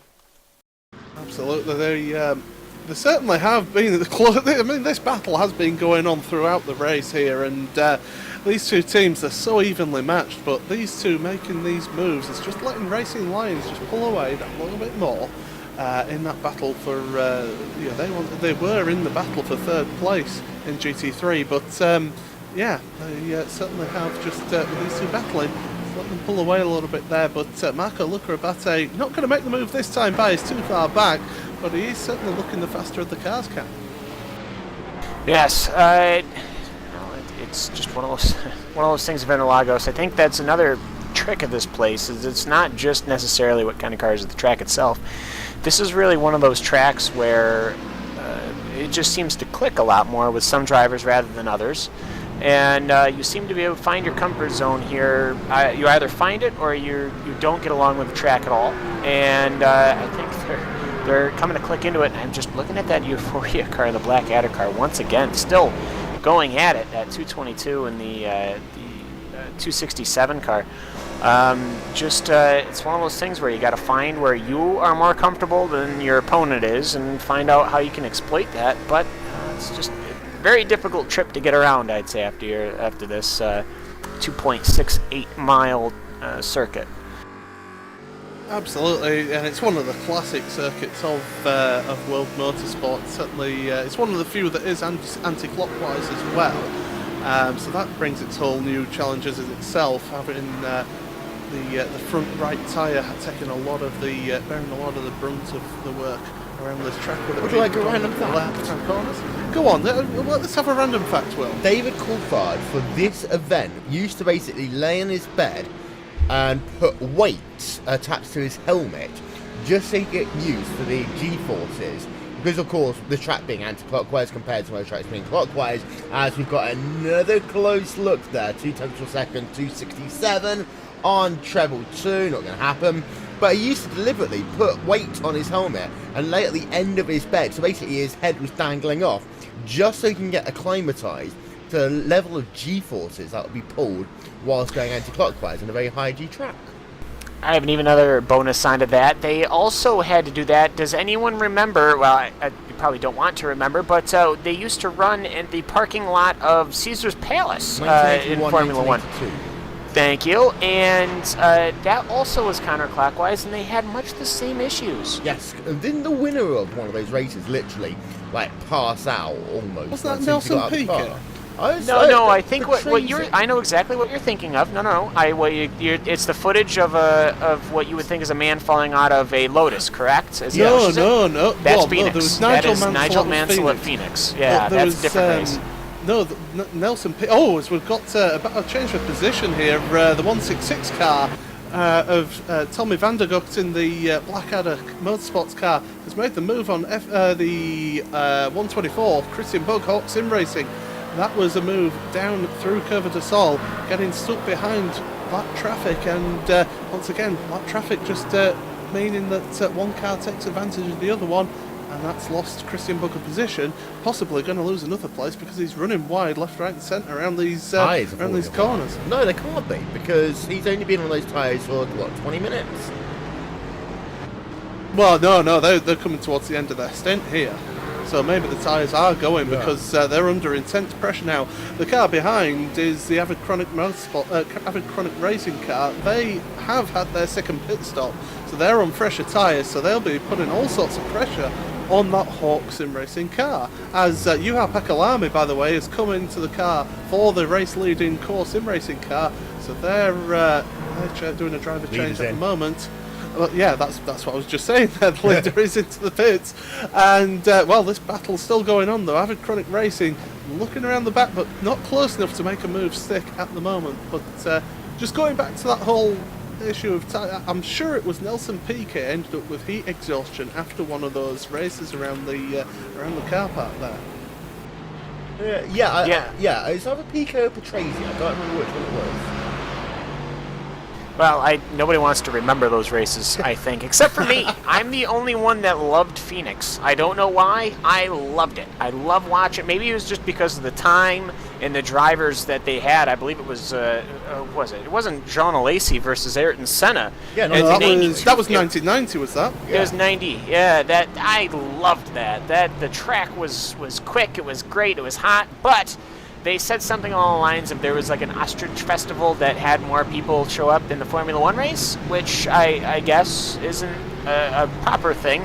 So that's why they canned it, which is unfortunate. But Avid Chronic Racing, sorry to butt in there, just making a move down the inside around that right-hander, and they've made the move stick as they're heading towards Cow. So that's a change of position. So Avid Chronic Racing moving up to 7th place overall. Sorry about that, Cam. No, please interrupt me when there's things going on the racetrack. That's important, you know. It's yes, that C7R is right up on it. A little bit of damage on that right side, probably from some curbing there. But actually, the Hawk Sim Racing LMP car will go straight into pit lane. So, really, kind of a swan song, regardless. Well, we are hitting the hour mark here, and Alvin, I just want to bring you onto this one because, as I say, we're hitting the hour mark. Can these drivers who are pitting now in the prototypes, can they keep it to the end on this one fuel stop now? There is a possibility that they may be able to keep it to this be the last stop. It may be kind of close, but it really kind of depends on who's driving, as pretty much most of the teams now they are done with their driver changes as well. So it'll be interesting to see now who's driving, and also how their driving style kind of plays a factor in terms of their fuel consumption. So there is a possibility, like I said, there's a possibility that some teams may be able to stretch it to the end of the race. But I see most of the teams having to do a final splash and dash. Well, since we are on the hour mark, I can tell you that we'll go through the field. So as we are at the moment, it's Core Sim Racing, the 111 car in the lead. Juha Pakalame at the wheel of that car, 31.5 seconds ahead of our second place car, Sim Racing for Holland. With Rudy de Witt at the wheel of that car, with Team Hoyseval Engineering, they're in third place. They've got a 10-second lead now over Adam Parl. Those top three have made their second pit stops. Adam Parl in the Legends Racing car yet to make his second pit stop. In the GT3 class, we've got Core Sim Racing, the 211 car. They are in the lead of that GT3 class, with NAB Racing in second now, 11.5 seconds behind, so not able to keep with the pace of Claudio Klima there as Fabien Dion. With Racing Lions, they are in third place in GT3. They have made a second stop, I do believe. Because sorry to interrupt you, Paul, but the GT3 Core Sim Racing has been penalized with a stop and hold 120 for a non-registered driver. Wow! So 1 minute 20 stop and go penalty for the 211 Core Sim Racing leading GT3 class car. That is a massive penalty, and that will lose them a lap, maybe. Well, definitely a lap. What about a lap and a quarter in terms of position on track? So that is a huge penalty for them, and yeah, obviously something's not gone right for them there, and an unregistered driver. That's a I don't like to say this, but it's a basic error to make, is that? Oh yeah, definitely. Usually, one of the things that Gathering of Tweakers gives every team a window to register any new drivers if they are going to register their any new drivers. So yeah, definitely one of those. Yeah, this shows one of how the simple things can really make or break the race. And yeah, this is definitely something that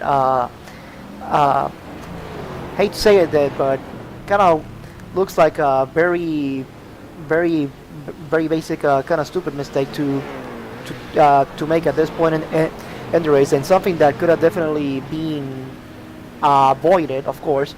But having said that, yeah, really unfortunate that it happened. But hey, the rules are the rules are the rules, and yeah, they knew, and now they're gonna have to pay for it. Well, I am saying thank you to the YouTube chat for letting us know. No internet connection for their second driver, which, as we've been saying, things like that can happen, and it has happened to this team. And unfortunately, that means that they're going to have to take this big hit, but they will end up finishing the race and scoring points rather than not finishing at all, as NKH make a place due to pit stops. As we've got a spinning roof. It was Richard Simpson, I believe. Yep, blue line mud spots, losing control at the first corner, coming onto the track in front of the which car is that? The ABL car, isn't it? That it came on in front of. That was a heart in mouth moment for them there. But yeah, just losing it all on his own into turn one. It's so easily done there, just going in a little too fast, and that spun the car. But yeah. Maybe just needed his teammate to help him out there, just give him a little bit of a spot, let him know when other cars are around. Oh yeah, definitely. And to finish on the 211 course in racing car, it looks like the second driver was having problems with his internet connection, and of course, Gathering of Triggers has a rule that the drivers should not drive more than a certain amount of laps. So I guess that after going through the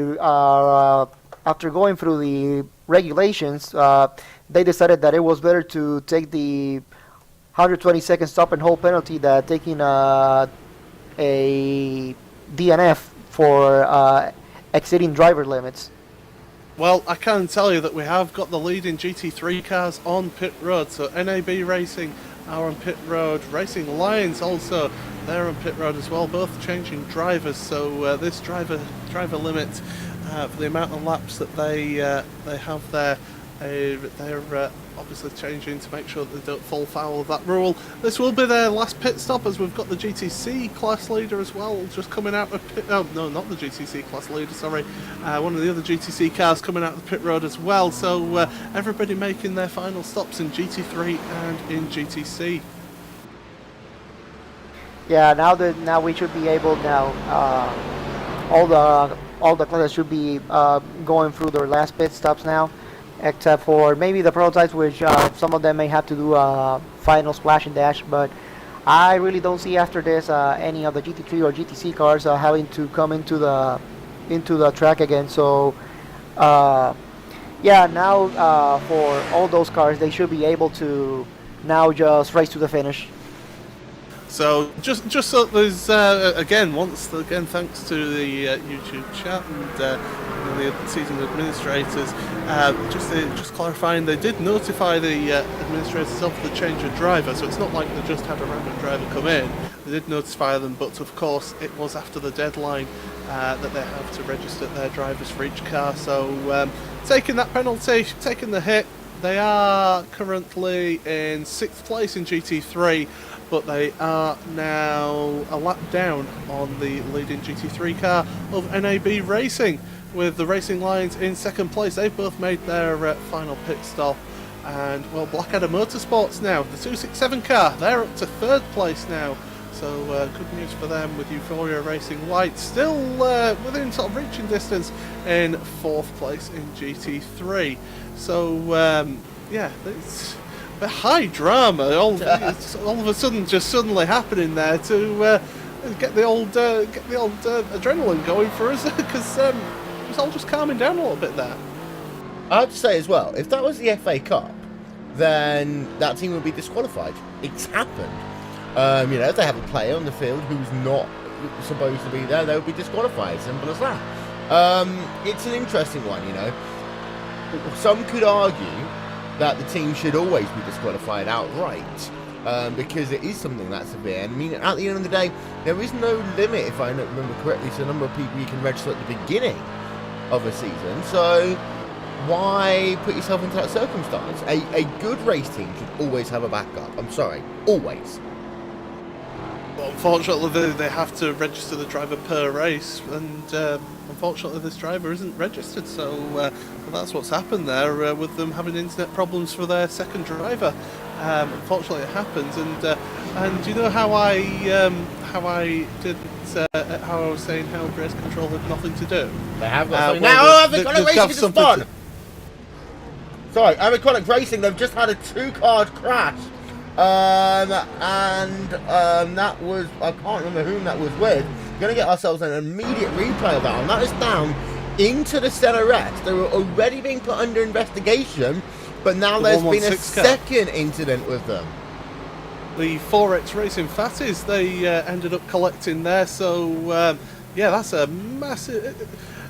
That was a dive almost bomb. As if, yeah, that was not good driving there at all, and unfortunately, they really shouldn't have done that. They should have hung back there, and that's cost them both time and possibly another penalty for Avid Chronic Racing, because they are getting a stop and hold penalty for the first. Well, actually, they're going to get it for 2 dive bombs at turn 1, so a 60-second stop and go penalty for Avid Chronic Racing. So. All of a sudden, I've jinxed the stewards. They've got work to do. I've just got to say, we've got a sound clip that can go with this. You ready? Here we go. No, wrong one. Wrong one. It's this one. Holy mother of shandies. Yeah. There we are. The reason why I played that, because the start of it is talking about Avid Chronic Racing. Really? I did not know that. Well, I actually said Mother of Shandies with my wife Raj. She said, what the heck does that mean? And I actually, the response I had was, I really don't know. I have to say, though, I feel bad for the 4X Fatties car. I'm watching them live. They just gotten lapped by the Apex Racing team in almost the same manner, though I have to say that the Apex Racing team was side by side before you get on the brakes, which is how you do that. But boy, that's for Mark Figueres. That's got to be frightening. Twice in a row, you have Daytona prototypes on the inside. Well, the thing is, they'll be able to take a pit stop now, won't they? And I know you'll take the pit stop first and then take the penalty, but they can take the pit stop now, and so at least they're not having to worry about having to have a splash and dash at the end now. So it's kind of worked for them. May I be controversial? No. No, please don't. No. I think that they should have had a second penalty, and their second penalty should have been a 2-minute penalty, and here's the reason why. They've just basically been rolled up 2 penalties into one. You assess every incident for what it is, because otherwise, if I know I'm getting a penalty, I'll start driving more dangerously. I'll start barging people out of the way in my rush into pit road. I do think that Avid Chronic Racing should have got a second penalty there, rather than it all just being rolled up into a 1 60-second stop and hold. Hashtag well, I mean, that's... Hey, well, hey, that's fine, but, I mean, that's still almost an entire lap if you include the pit cycle. Just off your race, so, I mean, that's going to drop them down. Well, it's either way. I mean, because with a 3, that'd be basically a 3.5-minute penalty plus a pit stops. That'd be, that's a... Well, I mean, it's debatable both ways. I guess I can see it. Well, Vincent, the king of controversy. No, I'm just trying to think. Not at all. Because Not at all. they're currently in P number 11. Had they have had a second penalty, they would have lost the position as a consequence of that. In fact, they would have lost arguably 2 positions as a consequence. And top of this broadcast, you were talking, Paul, about the fact that points all the way up and down the field are close. Yes, we might be talking about the difference between P number 11, P number 13, but points are points. Yeah, absolutely are points, and well, I'll tell you what, this YouTube chat is really helping us out tonight, because they hadn't given the first penalty, so that's why they absorbed it into the one penalty, Will. So No, but it doesn't that's matter. 2 incidents equals 2 penalties, in my opinion. 1 incident equals 1 penalty.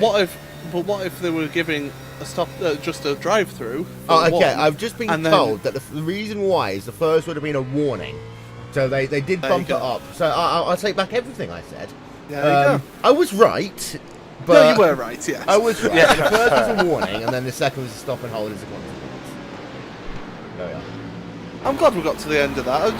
Just out of interest, by the way, the 267 Blackadder Motorsports car is closing up to the Racing Lions, and this is for P2 in the GT3 class. So got a bit of on-track action going on here between those two. We've also got Darren Seal. He's been slowly closing in on Yuka Savati in the Blue Flag Racing prototype, so that's one to just maybe keep an eye on there. But certainly battle for P2 and GT3. Once again, these GT3 cars giving us a lot of excitement during this race. Before they give us like excitement, because I have a feeling that that Blackadder's car is going to catch that Racing Lions car, I just want to throw this out there before anything else crazy happens. That FRT Hawkers.co car, the number 142 prototype, that has got to be one of the most finest painted cars I think I've seen. It's literally like a peacock, isn't it? And it's painted inside as well. A lot of people forget the inside of the car, but it's still pretty inside as well. Oh dear, that's a little, it's a little much. Okay, everything seamed up politely. You know, everything's like seamed up nicely. Everything looks good. It looks good from a distance. Looks up close. I don't know. Before anything else happened, I wanted to get that out. It's like a forever hold your peace sort of thing. So, all right, now we can commence. Well, we've got a backmarking GTC car in front of this battle for second place in GT3. So Racing Lions getting held up there as they're now going to go down the inside. But Blackadder Motorsports there. Oh, what? That's GTC car contact. Oh, with the Blackadder Motorsport GT3 car, and it's a hell of an error to make right there. And I mean, did he just lose it himself, Will? we got the replay up, so we're gonna look at it in slow time. Yeah, the back end, you know, there was one in Ferradura, back end stepped out once, and then with 2 faster cars, he tried to get out of the way, took the wider line, and this is what the situation of the marbles are. You go into the marbles, and all of a sudden, you have no grip at all. And that car was losing it. Nothing anyone could have done there. It's one of those times, Paul, where Blackadder have been screwed out of the chance of getting themselves P2. We don't know how much damage there was. It was a low-speed hit, but there's no blame that really can be apportioned there at all, because actually the GTC driver did the right thing. Try and move out the way, try and allow the drivers to go past. He just got himself onto the marbles, and as a consequence, he just ran out of grip. Yeah, well, they're now on pit roads. Obviously, damage to the front car, because they did take the hit on that right on the front right of the car. So obviously, damaged the suspension and the steering on that car. So they're on pit road at the moment, getting repairs done to that car. But Richard E. Simpson not had the best of times. Of course, it was him that lost control into turn 1 as well, wasn't it, Will? So unfortunately for him, he's once again had a spin, and that's cost him dearly. Will he retire from the race, or will he get that car back up and running? Because so far, touch wood, everyone who started this race is still running. Yeah, we had 32 people take the green flag. 34 people were registered for this race. But we have so far everyone still running. Have a look at Gogoli, and his lines don't look bad. That car does look as touch wood. Wait, there we are. Touch wood. It's okay. That car. Well, I don't have any real wood around me, so unfortunately I can't touch any wood. So he's going to open. But yeah, they're side by side going down the pit straight now. Racing Lions and Blackadder, well, 3 wide, yeah, with the GTC car there as well. But Blackadder Motorsport making that move down the inside, and Racing Lions don't really have anything to answer to that, even though that Blackadder Motorsport has a little bit of damage. I would say that car is now officially okay.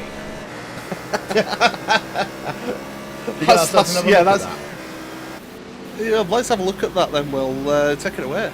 Well, it was just a case coming down the start-finish line, a start-finish straight even, just got himself down to the inside. Now, he got the inside line, mainly because of the fact the Racing Lions car was trying to sort its own line out of a little bit of backmarker traffic. Blackadder decided to pounce as a consequence. Well, part of me is trying to work out how Racing Lions lost so much time in the last lap, though, because, of course, with that spin for Blackadder, it doesn't fully... I'm wondering whether the Racing Lions car slowed down and had an incident we weren't showing. I mean, the lap times look pretty consistent from the Racing Lions, so... It's on pit road, by the way. I wouldn't maybe say that. And yeah, we've got, so onto pit road goes, another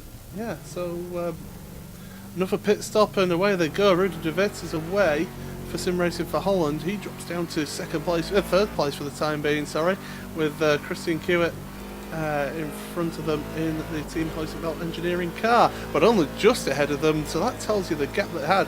By the way, the gap that Cole Sim Racing now have at the front is about 1 minute 5 seconds with that pit stop, so Pekka Lamy, he just has to take it steady, not too easy, because when you go too easy you lose concentration. We just have to look at the classic one of Ayrton Senna at Monaco, getting told to slow down, and when he did, he went and crashed. So you don't want to lose your concentration too much, but certainly you don't need to be on the edge of adhesion, you don't need to be pushing it to that ragged edge when you're that far ahead in the lead. But yeah, Rudy de Vries is in that third place at the moment, but with that extra pit stop at the moment. But Team Hoisevelt Engineering, you would have thought they would be coming in soon for their final splash and dash in this prototype field.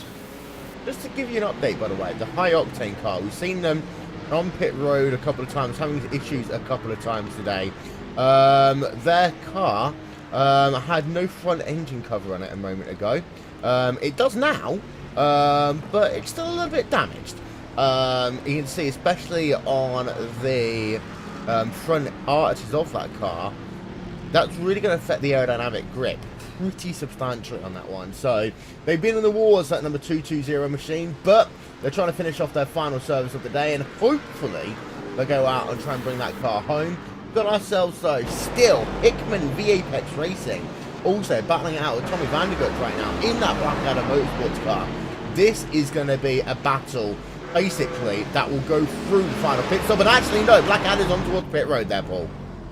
Yeah, so, Blackadder going for their splash and dash. Will they take on tyres? Because it's the tyres that take, it's the fuel that takes the time, but, would it be worth taking tyres, taking those fresh set of tyres? You might as well. The amount of time that you're going to have to put fuel in for, you might as well take tyres as well. We'll go back, actually. We'll have a look at Tommy. Pit stop times, we've seen them as low as 18 seconds previously. Get the graphic up for you. Having a look, it looks like, we know that he's going to stay in the car towards the end of this race. Getting a little bit of damage repaired to that car. Drops off the guns. Fresh tyres, 17.4 out and away, Paul. Yeah, fantastic work from the team there to make that choice. I mean, is that a case of them choosing to make that pit stop at that precise moment because the other car was catching up to them and maybe not wanting to get into a battle at that point, and maybe getting clean air and getting the quick lap times in? Yep. They can see Tommy Vandergut there out for his final stint. Rudy de Vries, though, this is, I think, going to be a fantastic battle to bring this one home. Paul, talk us through it. Yeah, absolutely. So, we've got Tommy Vandergut there at the wheel. Legends Racing just behind them. Not Legends Racing, it's behind them. It's NKH who's behind them at the moment. And, NKH, they've had a couple of issues, as we said earlier on themselves. So they're going to the end on their fuel stop as well. So, less than a second between them. That's going to be a battle that goes. But Rudy de Vries at the front there with Christian Kiewit in the Team Hoisevelt Engineering car. They're battling away for that second place overall. And, Alvin, we've seen how difficult it is to make moves around this infield section, but we have seen people do it as well, as they get caught up behind that DRS racing car. Yeah, definitely. It is difficult to make a move in the infield section. Do that. Pretty much you're going slow, so there's really no much downforce that can help you to set up those moves. But yeah, we've seen people today not be afraid to get an overtake done, and we've seen really amazing overtakes throughout this race on the infield section. So just because the corners may be low percentage in terms of overtaking doesn't mean that it's impossible to do the overtake. And we have seen the drivers today make that statement true by attempting an overtake whenever they just have a chance to do it. And Cam, just from, I believe you got some news that will mean that I'll have to get the black marker of doom out to remove one of the cars from this race. I wouldn't call it the black marker of doom. It's clearly more of the black marker of death. Black mark, yeah, something, I don't know. Anyways, the high-octane motorsport car, after being ridiculed by somebody with an extraordinarily obnoxious yellow marker, is now retired after somebody has defaced it. So, no, the high-octane motorsports GT3 car is retiring. Their second driver has a broken wheel, and their first driver is at the lap limit. Oh my goodness gracious! Like breaking a wheel at these endurance races, I have to say, we have accumulated quite a kill count for equipment, if I do have to say so myself. Wheels, pedals. We haven't heard of anyone's have you seen the videos of people's monitors? Some It's people's like, screen froze, yeah. Yeah, full. No, there's one where someone like literally was going around the corner and their entire monitor rig collapsed. I guess we had that during. Oh no, I saw that one. That one was just funny. Yeah. We did have somebody screen freeze during the Daytona 500, which was as exciting as. Well, actually, you know what? It wasn't exciting at all. It was the opposite of what you thought it would have happened, actually. Oh. By the way, engineering on 178. pits. Yeah, 178 on Yep. pit road. Just one other thing as well. Just showing Carl Burney is actually the closest that we have in a battle as it stands. He's trying to catch up to the rear of the Blackadder Motorsports number 166 car. I've got to give a shout out to Burney, of course. He does the spotter guides that a number of the race fans, including us here at RaceSpotTV, use. So thank you very much, Mr. Carl Burney, for your spot guides, because they are incredibly useful. Back to you, Paul. I was just about to say, Will, does that deserve the golf applause for Mr. Carl Burney? See, I'm confused because I don't know if that's a purple car or a pink car. Oh my god, we're not having this conversation. It's purple. It's purple. It's not pink. I don't know. And it's certainly not we've lightish done this red. once before. I don't remember whose car, but I'm not sure.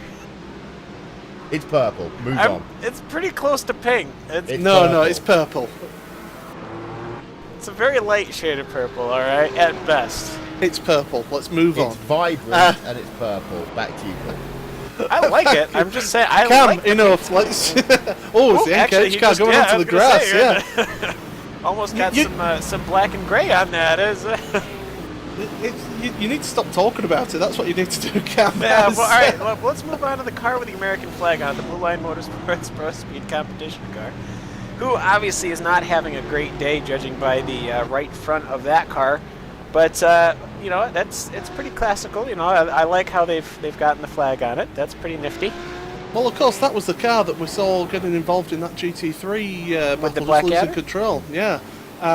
So that's where that damage came from on the front right. So, but yeah, as you say, very clean, and then crisp white. The cars behind it. The art car, the FRT Hawker car, yes, they're just coming up to lap them as well. But yeah, Carl Burney, the closest battle at the moment on track. Everyone else just spread out a little bit now. Those final pit stops having taken place in the prototypes, but yeah, well, I think I think we want to take a quick break. So what we'll do is just the viewers didn't hear me say that, by the way. Oh, okay. Yeah, I know we did. Well, Vincent, talking in my ear, as always, luckily it's not singing Happy Birthday in a seductive way like we did in the Watkins Glen, the Sebring 12 hours last year. But coming up pretty soon. Yeah, which is coming up pretty soon. But luckily this time it's not on my birthday, so I don't get that. I felt dirty after that, I will say that. But yeah, we'll go side by side for our final commercial break, and then we'll pick up the action with about half an hour to go, so don't go anywhere. We'll be right back with the Gathering of the Tweakers 3 hours of Interlagos here on iRacingLive and RaceSpotTV.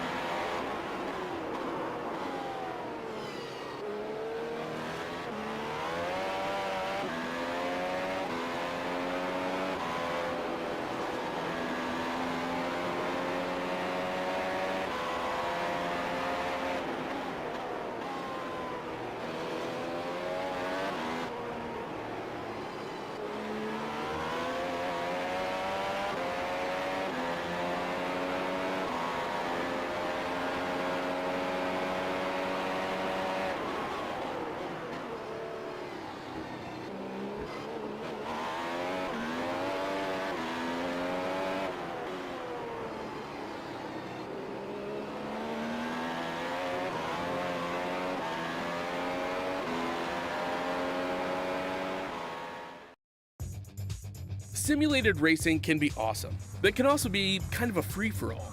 Interestingly, auto racing faced the same problem in its earlier days. Whether it was on the back roads, the beaches, or the city streets, the racing was fun. But there was always a certain level of chaos and danger, until some folks came along and put some order to all of this. Stuff like official racetracks, regulations about weight and equipment, and enforcement of standards. That's what gave us high-speed excitement, fast-paced action, and photo finishes. That's when racing became racing. The guys over at iRacing.com have made the same transformation in the world of sim racing. Sure, they've got the most accurate tracks and realistic cars out there, but that's just the start. See, iRacing analyzes the performance and results of each driver in every race, so you can be sure you're always placed in races where the competition will be tight, and that those reckless drivers who ruin it for us all are kept in the pits. Not to mention that with over 45,000 active members already in their vast community, you can find races day and night, so you can always get in on the action. You can even join a league of your favorite series. And since updates are always automatic, you don't have to worry about software and can focus on the track. Zip up your fire suit and check out iRacing.com.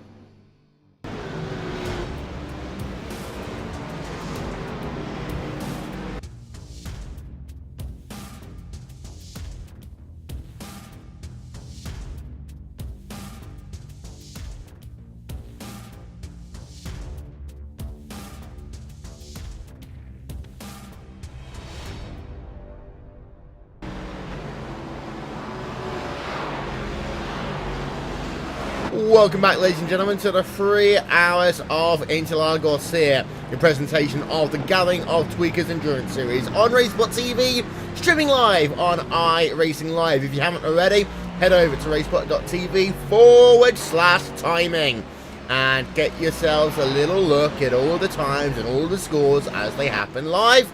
And also, no, I shan't subscribe to your channel, but you can subscribe to ours if you like. Back to you, Paul.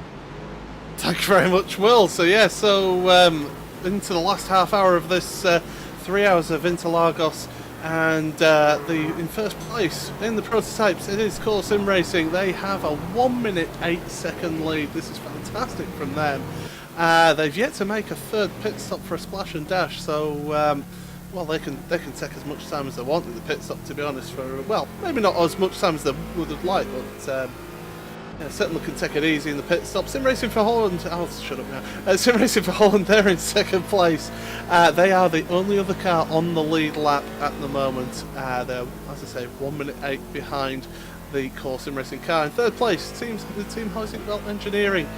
Christian Kewitt at the wheel of that car. They are in third place there in your prototypes. In GT3, it's NAB Racing. They're in the lead of that class after the issue that Core Sim Racing were having there, so NAB at the lead. Blackadder Motorsports, they're in second place, and in third place Racing Lions, who are about 5 seconds behind there, behind them with GTC. Baguette Racing, they're in the lead of that class with Spirit of Lamar in second place, and the Orange Devils are in third place. We've got to say goodbye to Cam. I was going to say goodbye to Cam because he's got to get off now. Yes, the wifey has just pulled in, so we're going to go do like boring adult things and have conversations about stuff, and well, I will let you guys do all the cool race car-y, funny, drivey, cool liveried things. Well, it's nice of you to pop by, and will you be on the Neo coverage tomorrow? Of course, who else? And what time is that from, Cam? No, really, who else? I need to know. It will start... it will start around 9 o'clock Eastern, which will be 2 o'clock GMT, pretty sure. So, stick around just a little half an hour early. We'll pop on by in the Neo Endurance Series. Of course, the big 6-hour race here, as of course we have some lovely vehicles here with the GTC Cup car, the GT3 car, and the C7R prototype. But you can come on to the Neo Endurance Series. We'll have, of course, the whole slew, the big gamuts, the Commandos, the Radicals, driving the prototypes, the GT1 cars, and the GT2 cars. So hopefully that'll be a good event at all, as well as a good event we have here today in the Gathering of Tweakers Endurance Series event. But either of that, thanks for having me. We'll see you all later with your pink prototypes. It's purple, and thanks a lot, Cam, for joining us. So yeah, with the closest battle at the moment is Kyle Burney still behind Tommy Vandergust in the Blackadder Motorsports car. That's a battle for 6th place overall, and well, it's been going on for quite a while now, as this will. And is there about a time, does there come a time where a driver sort of says, right, I've got to make this move, and I've got to make it sooner rather than later, because there are only 23 minutes left? Yeah, now. Literally, now. If you got the opportunity. I mean, Carl's probably spent the last couple of laps trying to figure out where he's stronger, where he's weaker compared to his competition. This is one track, though, where, because it's got 2 very long straightaways, and then that stupid twiddly bit in the middle, it means that you've got 2 very different options for setups. And I'm trying to figure out, we're on board right now with Bernie, trying to figure out where he's better than his competition. And I think that he just lost himself 0.4 of a second on that infield, but he just chews away some time as they get themselves into the fast bit. Now there's a little bit of traffic going up, but I'm thinking he's going to have to try and hope that traffic goes his way in the next few laps, because he's actually just going to have a Blackadder car kind of like bulk his entry into turn 1 a little bit.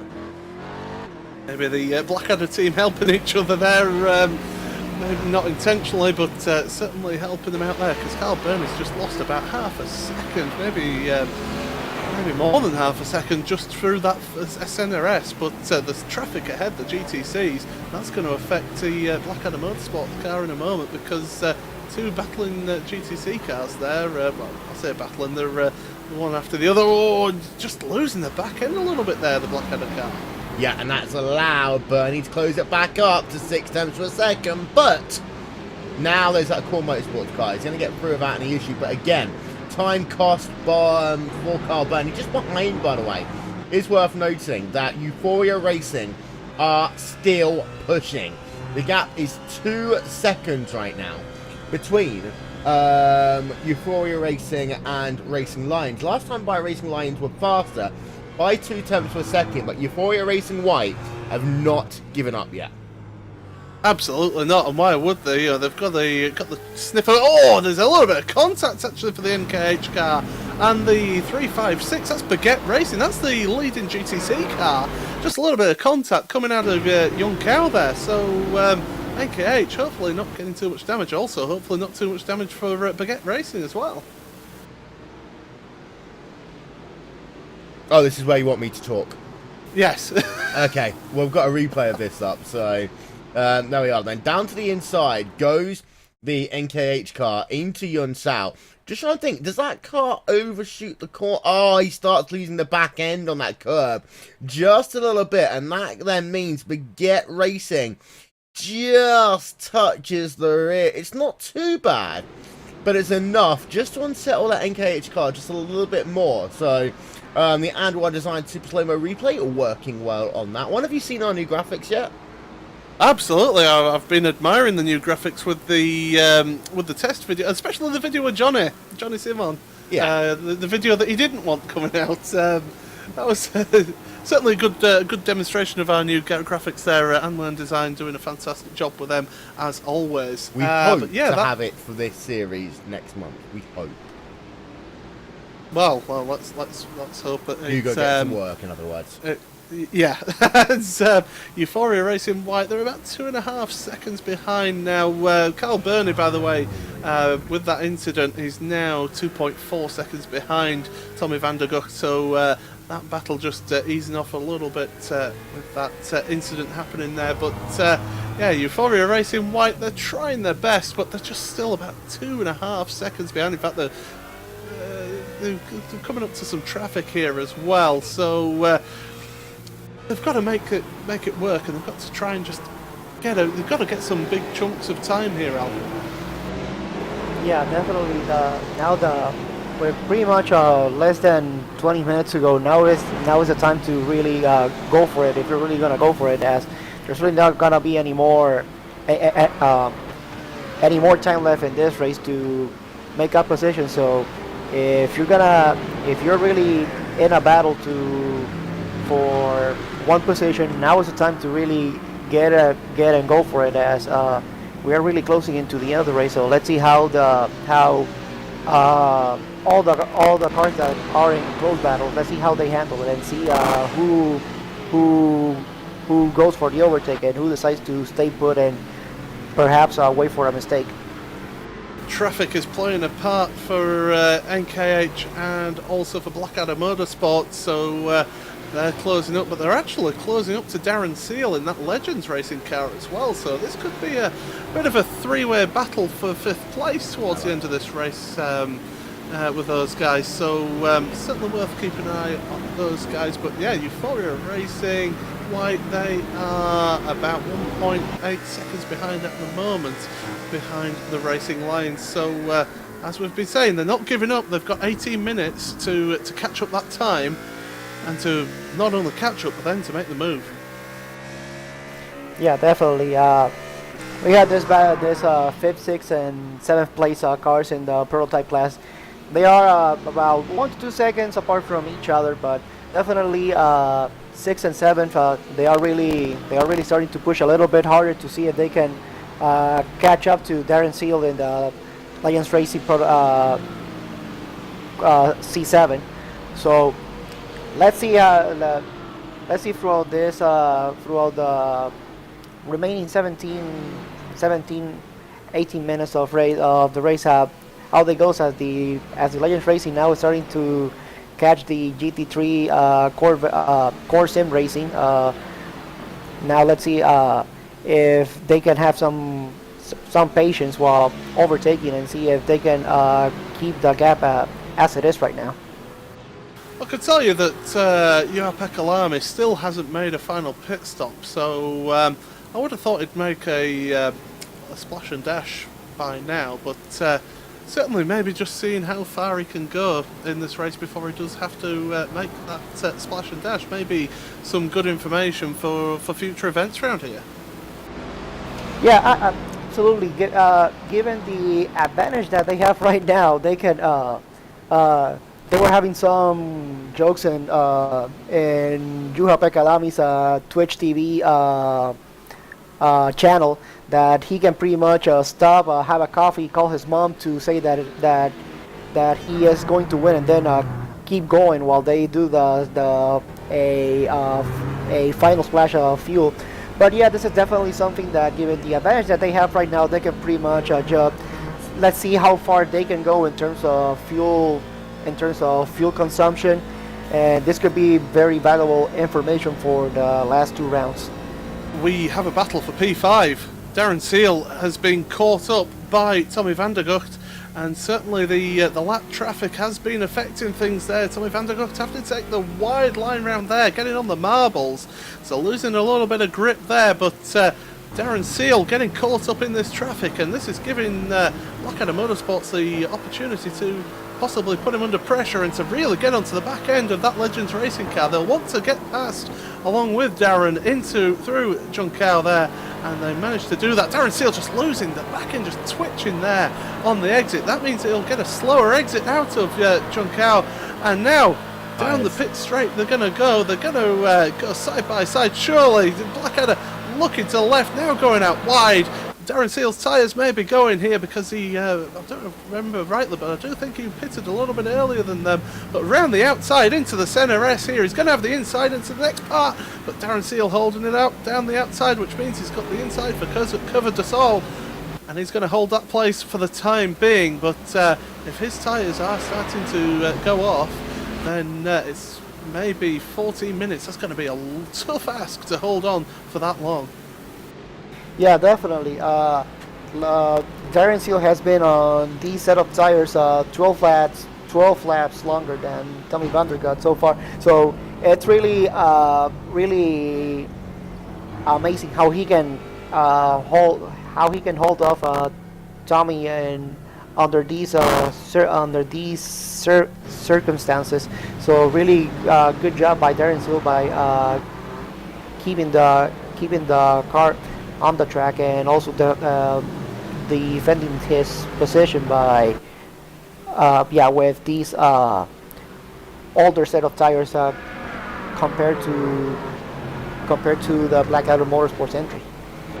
You can just see how that Blackadder Motorsports car can just take those corners, much more confidence, get on the power early and be able to drive out the corners. Once again, now they're going to go side by side surely down the Sanford straight. Just Tommy van der Gucht getting into the slip train, looking to the left there, almost hitting the pit wall. Going down to the outside now, into the centre S once again, and he's trying to make that outside line work, but not working this time by. And Carl Burney should be really seeing these two battling and thinking, right, well, I'll get the foot down, put the pedal into the Axminster, and get caught up to the back of these, because he could maybe sniff a 5th place here. Yeah, absolutely. Really great battle between them. Almost a really close call with the wall with Tommy van der Gucht, but it definitely looks like there's really no damage. Looks like there was no contact with the wall, fortunately. So yeah, definitely now with less than 13 minutes to go, now is the time to go. We still have to see if Darren Seal may have to come back to the pits one more time for a final splash of fuel. So yeah, we also have to take that into consideration, as the Blackadder Motorsports, from the looks of it, it looks like he should be good to go. Well, we're going to see him coming into Junkau now, on to start another lap. We've got 12 and a half minutes left of this race, and V-Apex Racing Team are on pit road, so they're taking a splash and dash there. They were 4th place. Will they lose a position? No, I don't think they will, because Darren Seal and Tommy van der Gutter going onto the pit straight now, and he's got the inside liners, Tommy, here. Surely he can brake a little bit later into turn 1. They're going side by side through there, but this time Blackadder make it work, and Tommy van der Gutter makes that move stick, and he's up into 5th place now for that position there. So good driving there. Good work from him to make that move stick. We've also got Euphoria Racing White have been closing up. They're now 0.7 of a second behind the Racing Lions. So this battle for Euphoria Racing White, they've really kept the pressure on, and they're going to try and take this to the line. It's 11.5 minutes left in this race, and we've got a couple of battles here. Yeah, definitely. Now we are pretty much close to the end of the race, and now all the teams that do have a fighting chance of getting more position, now we are starting to see those moves as well, as we saw the Blackadder Motorsports make a move on the Legends Racing of Darren Seal. So now let's see if the NKH Racing can catch up to the Legends Racing entry and see if they can also take the 6th place as well. Well, thing is, Darren Seal now will have the slipstream from Tommy van der Gutter, so he'll be able to maybe on those higher speed sections keep up the pace. But Euphoria Racing White, Damian Gomez Cadera is certainly putting the pressure on now on Michael Postma, and well, going into Ferradura now, round this double apex right-hander and into this tight, tricky section. Well, he's not quite close enough to make a move, but he's been slowly, gradually bringing that gap down, and I think they maybe have the chance of getting that final podium position in the GT3 class. Yeah, absolutely. They are now that pretty much they are starting to close now, and being in the GT3, they already they should be done with their stops since pretty much 1 hour ago. So now it's all go now or go home for them. So now let's see, with less than 10 minutes to go, let's see if they can get that position as well.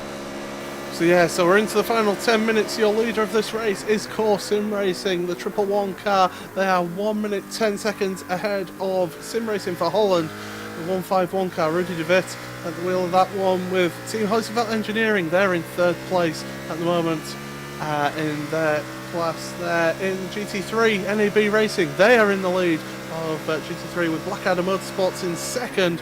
And then you've got this battle for 3rd here. Euphoria Racing White looking to the inside there of turn 4, trying to make that move stick, not able to make it work this time by, but Racing Lions holding on to that 3rd place at the moment in GT3. And in GTC, Baguette Racing, they are in the lead of that class of cars, with Spirit Le Mans in 2nd. Orange Devils are in 3rd, and DRS Racing, they are about 6.5-7 seconds behind.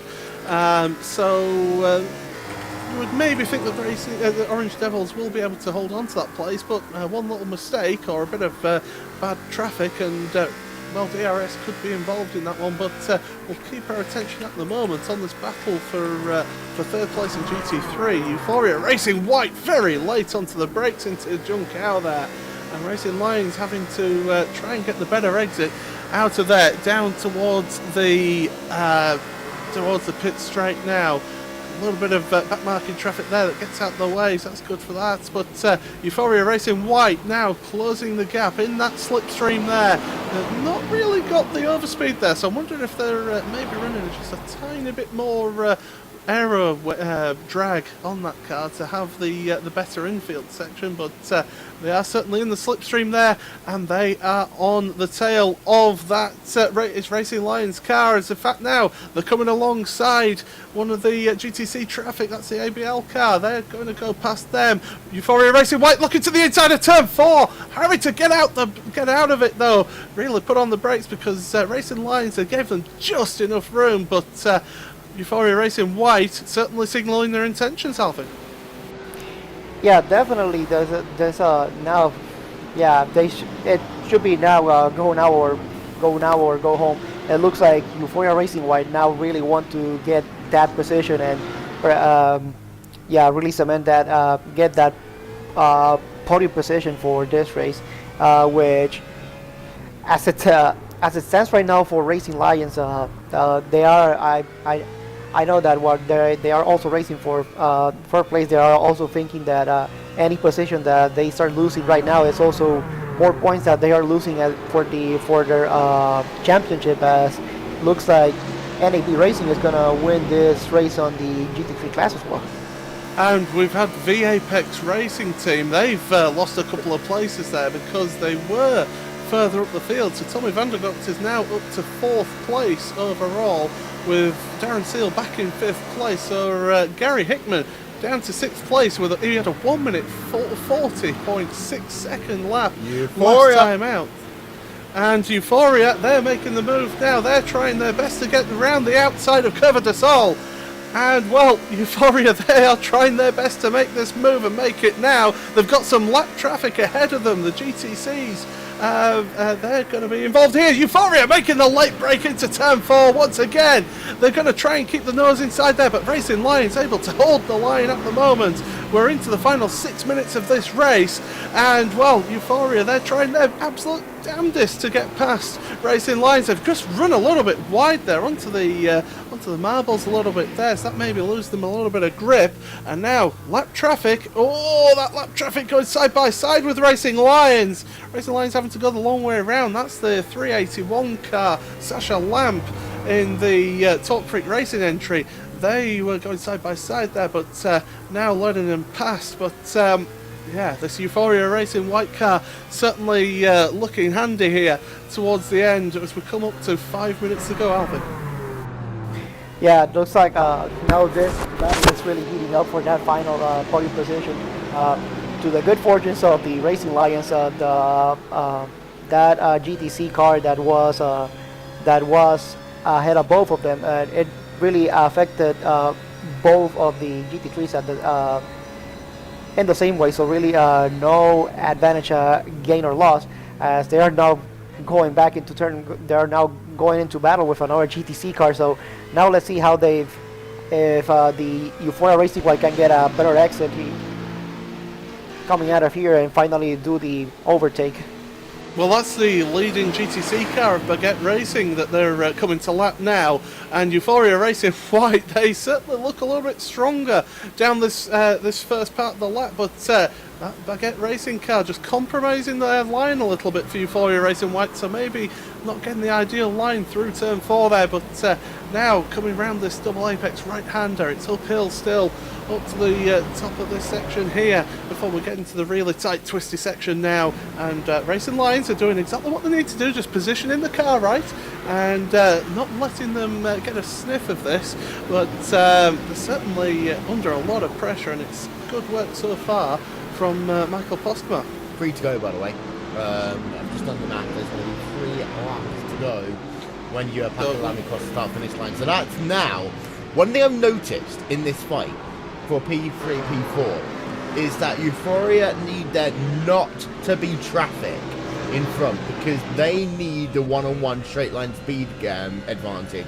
They cannot get anywhere near close when there's lots of traffic around to allow that 241 car the chance to get a tow of itself. This is probably going to be the best chance they're going to have for the remainder of this race.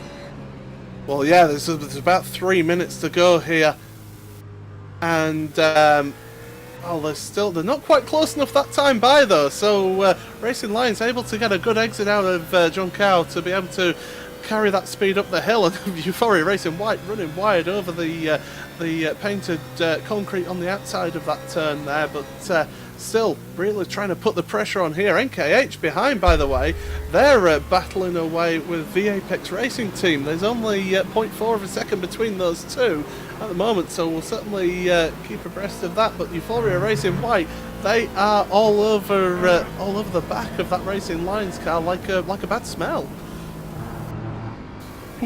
Yeah, this is pretty much now 3 laps to go, and this battle, it looks like it's not gonna be over now.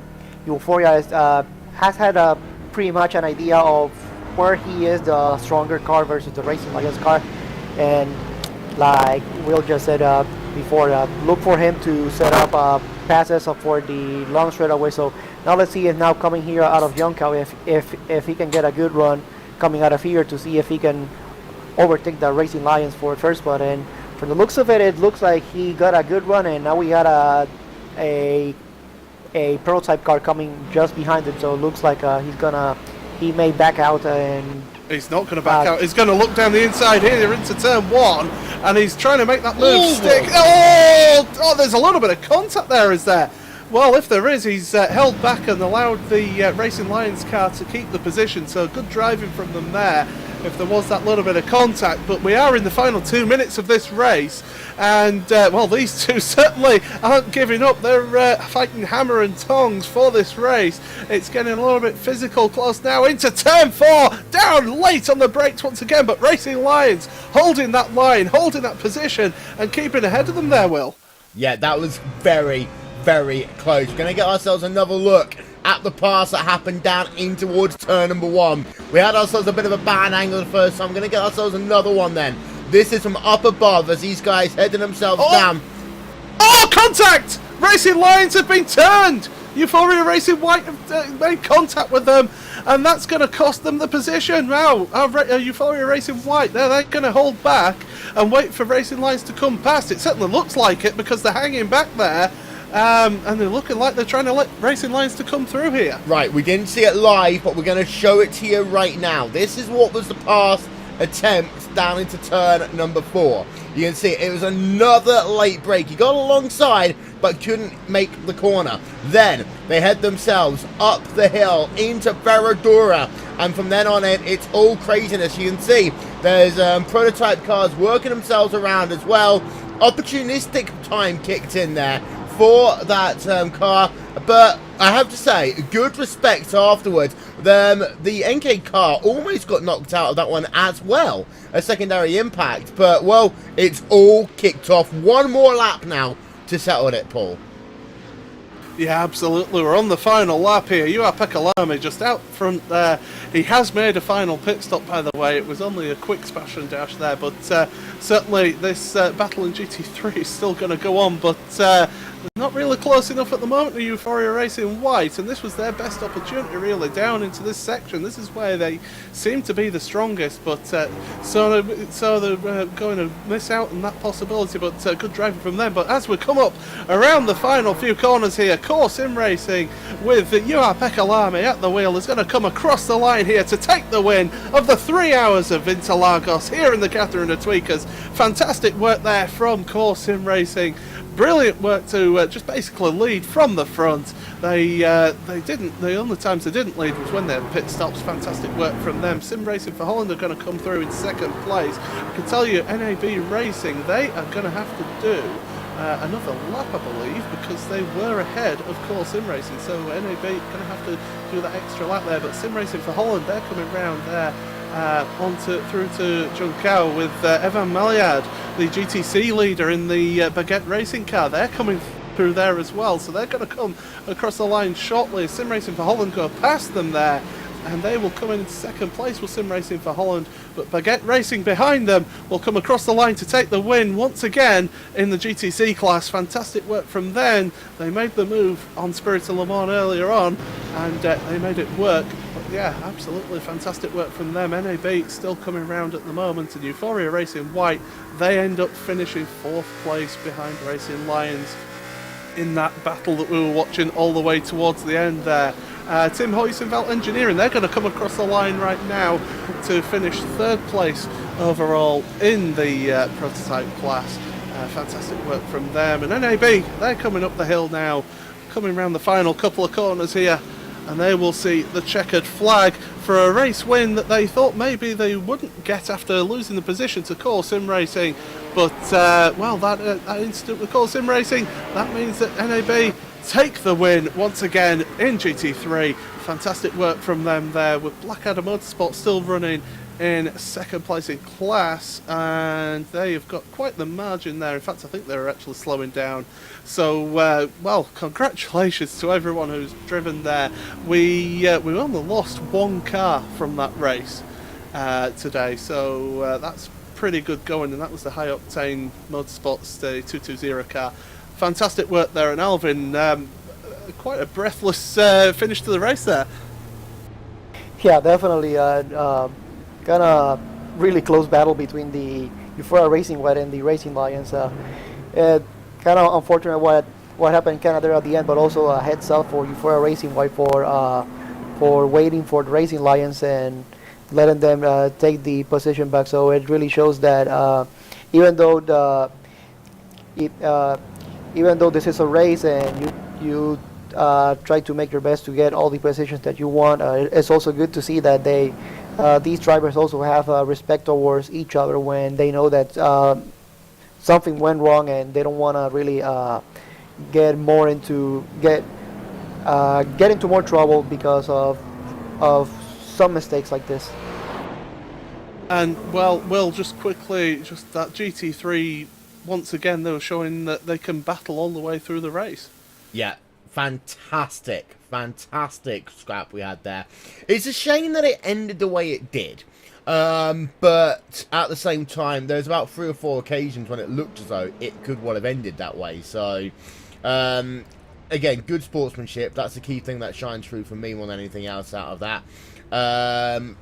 But at the same time, you know, sometimes you've got to time your moves, and maybe it was just a case of being a little bit too aggressive too early. So we can just see there, Evan Malia doing some donuts there on pit road. That won't get him a penalty at all as he gets run into there by the Hawks Sim Racing car.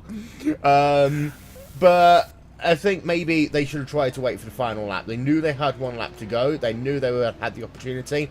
And they were getting closer and closer down into towards turn number 4. So, hindsight is always the important thing in these situations. But at the same time, fantastic. That GT3 division today was superb from top to bottom. Absolutely. So what we'll do is we'll take you through your race results, and well, in first place overall, an imperious drive once again from the core sim racing team, the 111 car, to win that race. Sim Racing for Holland, they finished in second place, with Team Hoysickveld Engineering in third place. Blackadder Motorsports finished fourth place in that race, with Legends Racing doing a good job holding V-Apex Racing behind them. NKH in 8th place with FRT Hawker, FRT Hawker in 8th, I do apologise, with Woodflag Racing in 9th, and Hawk Sim Racing in 10th, with Avid Chronic Racing in 11th, 4X Racing in 12th, and 4X Racing Fatties in 13th. We saw them getting involved in an instant earlier on in the race there. In your GT3 class, NAB Racing winning that one in the end there. Blackadder Motorsports, the 267 car, they finished in second place, with Racing Lions in third. Euphoria Racing White, we saw that battle all the way to the end there, with Racing Lions ended up in fourth place. They did the right thing, as we say, giving that position back. Core Sim Racing, they ended up finishing 5th in class. They did drop down to 6th place in class, so able to make up 1 place in that stint at the end there, with Mad Cape Racing in 7th. Mad Cape Racing, the 274 car of Mad Cape Racing, should I say, the 272 car of Mad Cape Racing behind them, and then the Blackadder Motorsports number 269 car at the back of that GT3 class. And in your GTC class, you've got Baguette Racing. They won the race there for them once again. Another win for that dominating team. Spirit of Le Mans, they finished in second place, with Orange Devils in third. DRS Racing not able to make that move in the end then on the Orange Devils. They finished fourth. SRM Motorsports in fifth, with Talk Freak Racing in sixth. Core Sim Racing in the GTC class in seventh. ABL Endurance Team, we saw them being involved in a couple of little incidents. They finished in 8th, with WR Racing in 8th, in 9th place, and Blue Line Motorsports in 10th. The only car that retired from the starters, High Octane Motorsports 220 car. And well, what we're going to do is we're going to grab a couple of words with a couple of the drivers involved, and what we will do is we'll bring in Juha Pekalame for the Core Sim Racing team, and congratulations on a fantastic victory for yourselves. Thank you, and hello all. And so just talk us through that race, because your team, you pretty much led every lap but a couple in the pit stops. So was it difficult to keep the concentration up when you had such a big lead towards when you came into the car?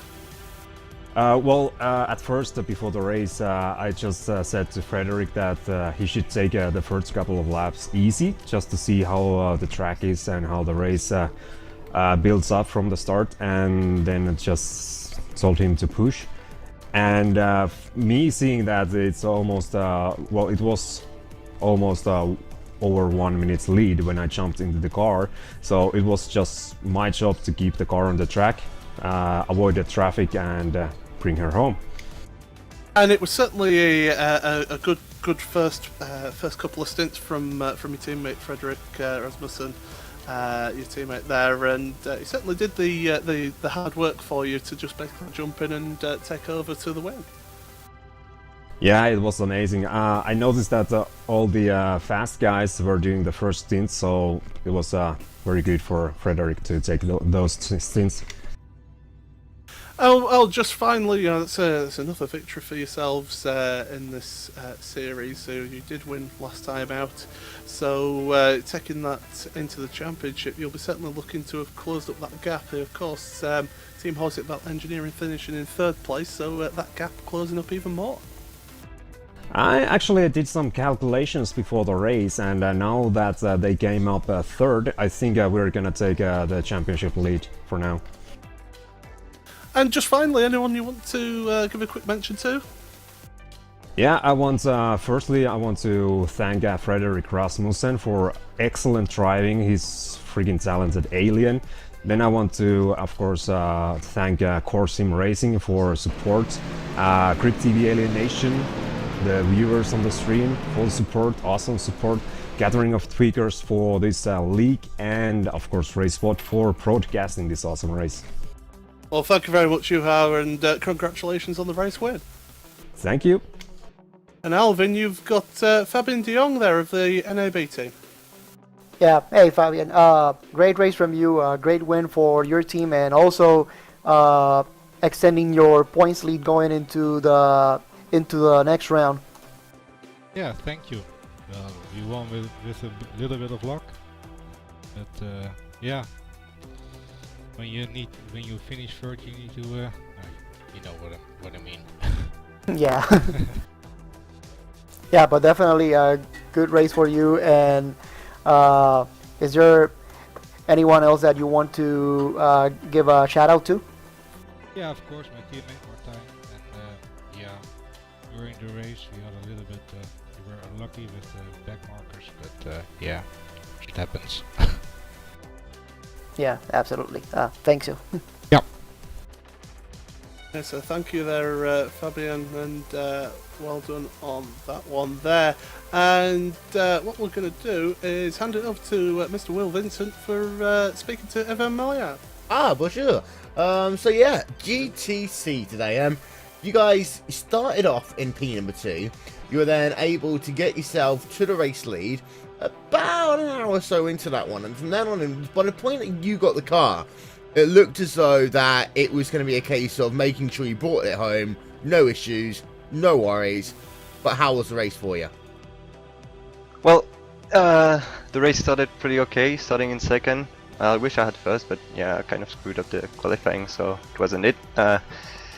And then I had a pretty okay first stint with maybe a bit too many incidents with the prototypes, but that's alright. Not much damage done there, and then I gave the wheel to Yasin for the 2nd stint, and they managed to pass the leader and got the lead. So, but then got in a few incidents with some traffic, so the car was a bit damaged, but it still managed to pull off a very nice lead of like about 18 seconds, I'd say, when I took the wheel back on for my 2nd stint. So it was all good. We had a very nice race and all fun. Very good. Now, the GT3 and the prototype divisions coming to this race, the points were pretty close. Not as much in the GTC division. How does that change the way you come and you approach the races, knowing the championship implications as they stand? Well, I'd say we still push it to the limit all the time. It doesn't really matter how many points we've got in front, because well, you can always lose the race, or well, yeah, you're never really safe. So yeah, we always push. And of course, we are in a situation. We are getting ourselves now closer and closer to the end of the season. Now we've got 2 races to go. One at Monza, and then one in Germany at the Nürburgring. If you win out at Monza, pretty much the championship is yours. But it's going to be a proper fast race. How difficult do you think Monza's going to be with 3 car classes, pure speed, and having to deal with these 3 crazy chicanes? It's gonna be more difficult than pretty much any other track. I think Monza is gonna be crazy, and yeah, the draft makes it very hard to battle as well. It's very easy to stay together, and yeah, I hope it provides some good battles and some interesting moments. Well, we'll talk But to I'm you really after. looking. Carry on. I'm really looking forward to racing the Nürburgring though. It's gonna be very fun, I think, after Monza. Yeah, of course, we'll see you at both the events. Before we let you go, who would like to give a shout out to? Well, again to you guys for the broadcast and the commentating. You're doing a great job, and well, to Yassine for co-driving. He did great as well. So yeah, thanks a lot. Oh, just before I hand it back to Paul, I'm just having a look at the GOT website. Apparently, February 20th is now a thing, Paul. Is it really? Yeah. Okay, that's February 20th. Okay, that's a thing. Well, what we'll do is just have a quick word with the man who finished in GT3 in 3rd place, Michael Postma, in the Racing Lions car. And you certainly did not have it easy towards the end of the race there for yourself. Just talk us through that with you from your point of view. Yeah, I started with testing and it was a bit slower than expected, and I just went 120%, and in the end I had a good fight with, I think it was Damien from Euphoria Racing, which I think went to the limit, and we gave each other room. I'm still soaking wet in my seat. Oh, baby. That's that's an image. But yeah, just talk us through that. You were going side by side. You were able to hold the positions, and also good sportsmanship from Euphoria Racing White as well at the end there. Yeah, definitely. We said in our team we thought it was lost, and he stopped, and we didn't expect it, but it was really good sportsmanship, and we had a small fight at the end, but he was a bit too far. But I hope he enjoyed it as much as I did. And it's your 3rd podium of the season as well for yourselves. It's your first 3rd place in the season, but you are in 2nd place in the championship at the moment in GT3. But NAB with them winning just pulls out that gap a little bit to you. Yeah, that's true. We expect Court to be in front of us, but we will try our utmost to keep them behind us. But we're not sure if that's gonna work, but we will see. Still 2 races to go, and everything can still happen. And is there anyone you want to give a special mention to? First off, Damien for the good fight at the end, the Racing Lions team, and Neil for the great paint, and of course you guys for the broadcast, which makes it all happen, and my teammates at the last. They are also great. Well, thank you very much. It was exciting racing to watch, and congratulations on the podium there, Michael. Yeah, it was exciting to be in the race. Well, congratulations there. Thank you very much, Michael, for joining us. Thank you very much.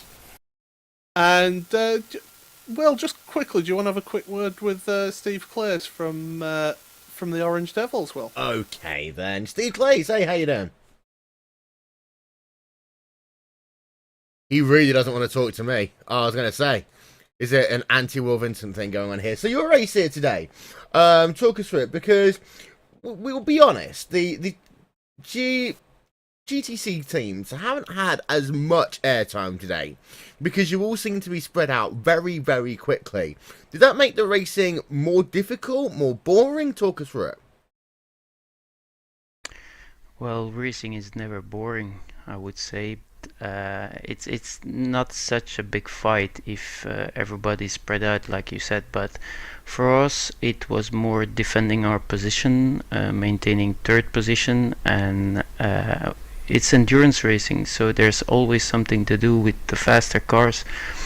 You don't want to lose too much time giving them the position they want or the place they need on the track. So it's a compromise. You want to do your fast laps, maintain your position, and so it's in a way it's not boring, but of course it's always more interesting to have a fight on track with somebody from your own class than just defending or maintaining your position in the race or in the standings. Now, the last 40-ish minutes or so of the race, the gap between yourselves and DRS came down to about 10 seconds. At some point, it was down to almost 5. Is that a good motivation thing for you, knowing the fact that, you know, generally endurance racers, they race at about 95%, knowing they can push a bit harder if they need to? Was it good to have that competition at the end? And just how hard were your guys pushing? I believe at the end of the race, you had yourself the driver of Thomas Bodowski in that car.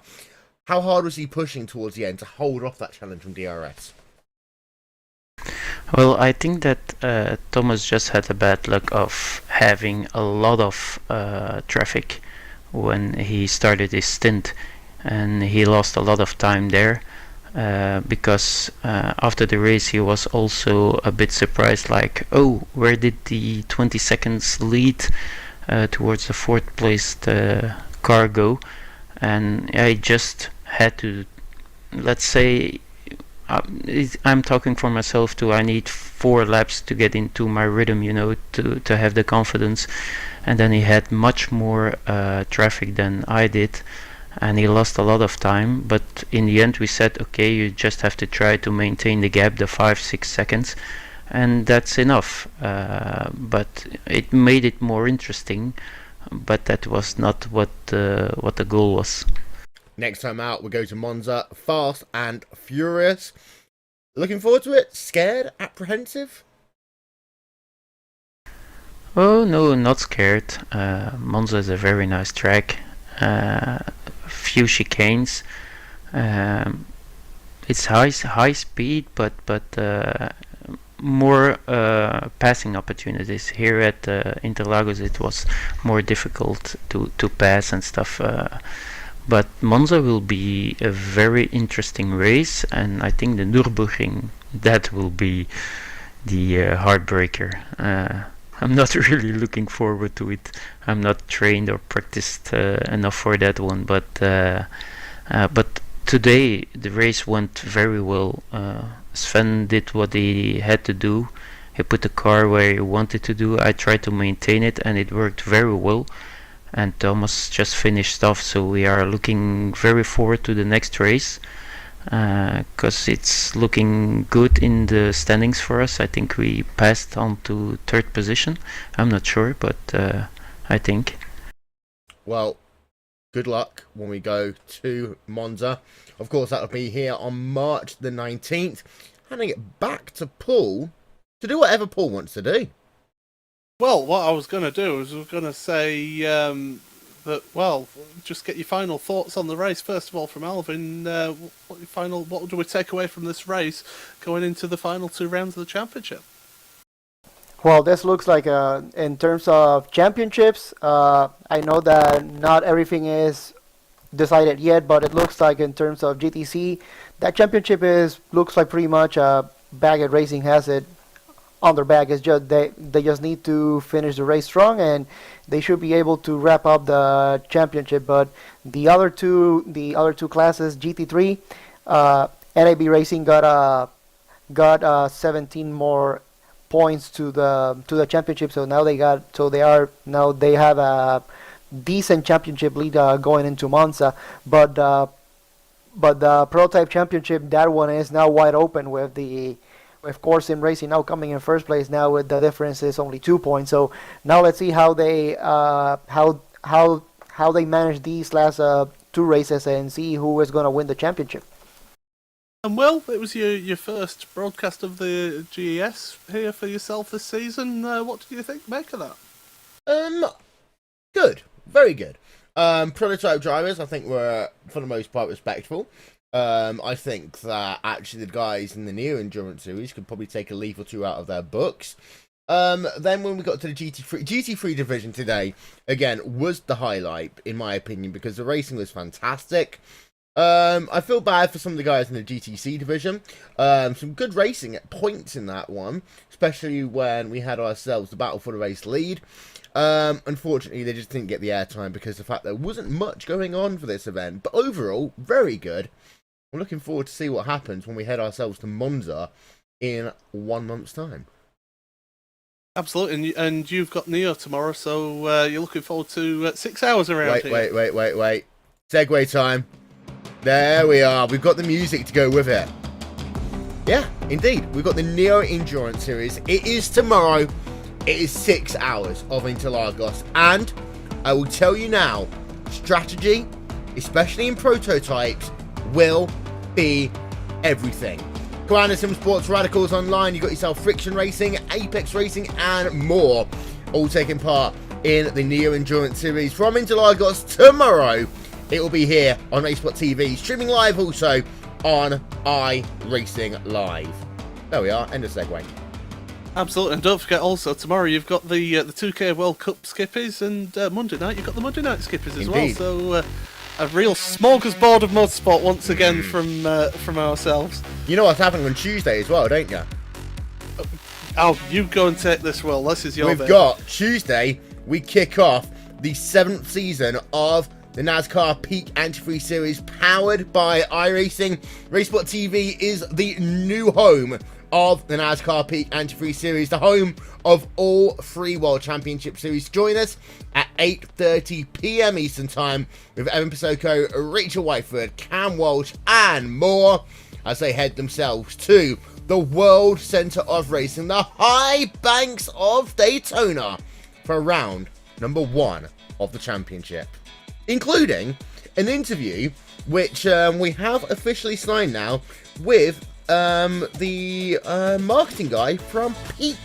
So we're going to have a quick chat with him. We're going to talk about actually, why Peak have got themselves involved in sim racing. Just trying to get the official job title up, which is always an interesting thing when you're trying to multitask. But yeah, we're going to have an interview with the chief marketing officer from Peak Antifreeze and Oil as well. I'm sure that'll actually be really interesting to hear, sort of, to get their thoughts on sim racing and why they got involved in it and how they think this works with their product, with their brand. So that'll be interesting to hear from, actually. So I'll be certainly catching that broadcast. Certainly not live because that's a bit late for me, but hashtag with DVR work and all that. But DVR, YouTube, whatever, you can catch up with it later. It's always a good watch. So that's the end of the broadcast here. Just want to thank quickly Anwen Designs for the help they do with the graphics, and for Istvan Below with the cameras as well. And for you, Alvin, thank you very much for joining us once again. And Will, thank you for stepping into Hugo's sizable shoes, for doing the cameras and giving us special comments, and not forgetting Cam Walsh for joining us as well today. That's all right.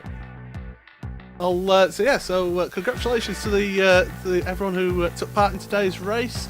Very good racing from Interlagos. Don't forget to watch the Neo Endurance Series tomorrow on iRacingLive and RaceSpotTV.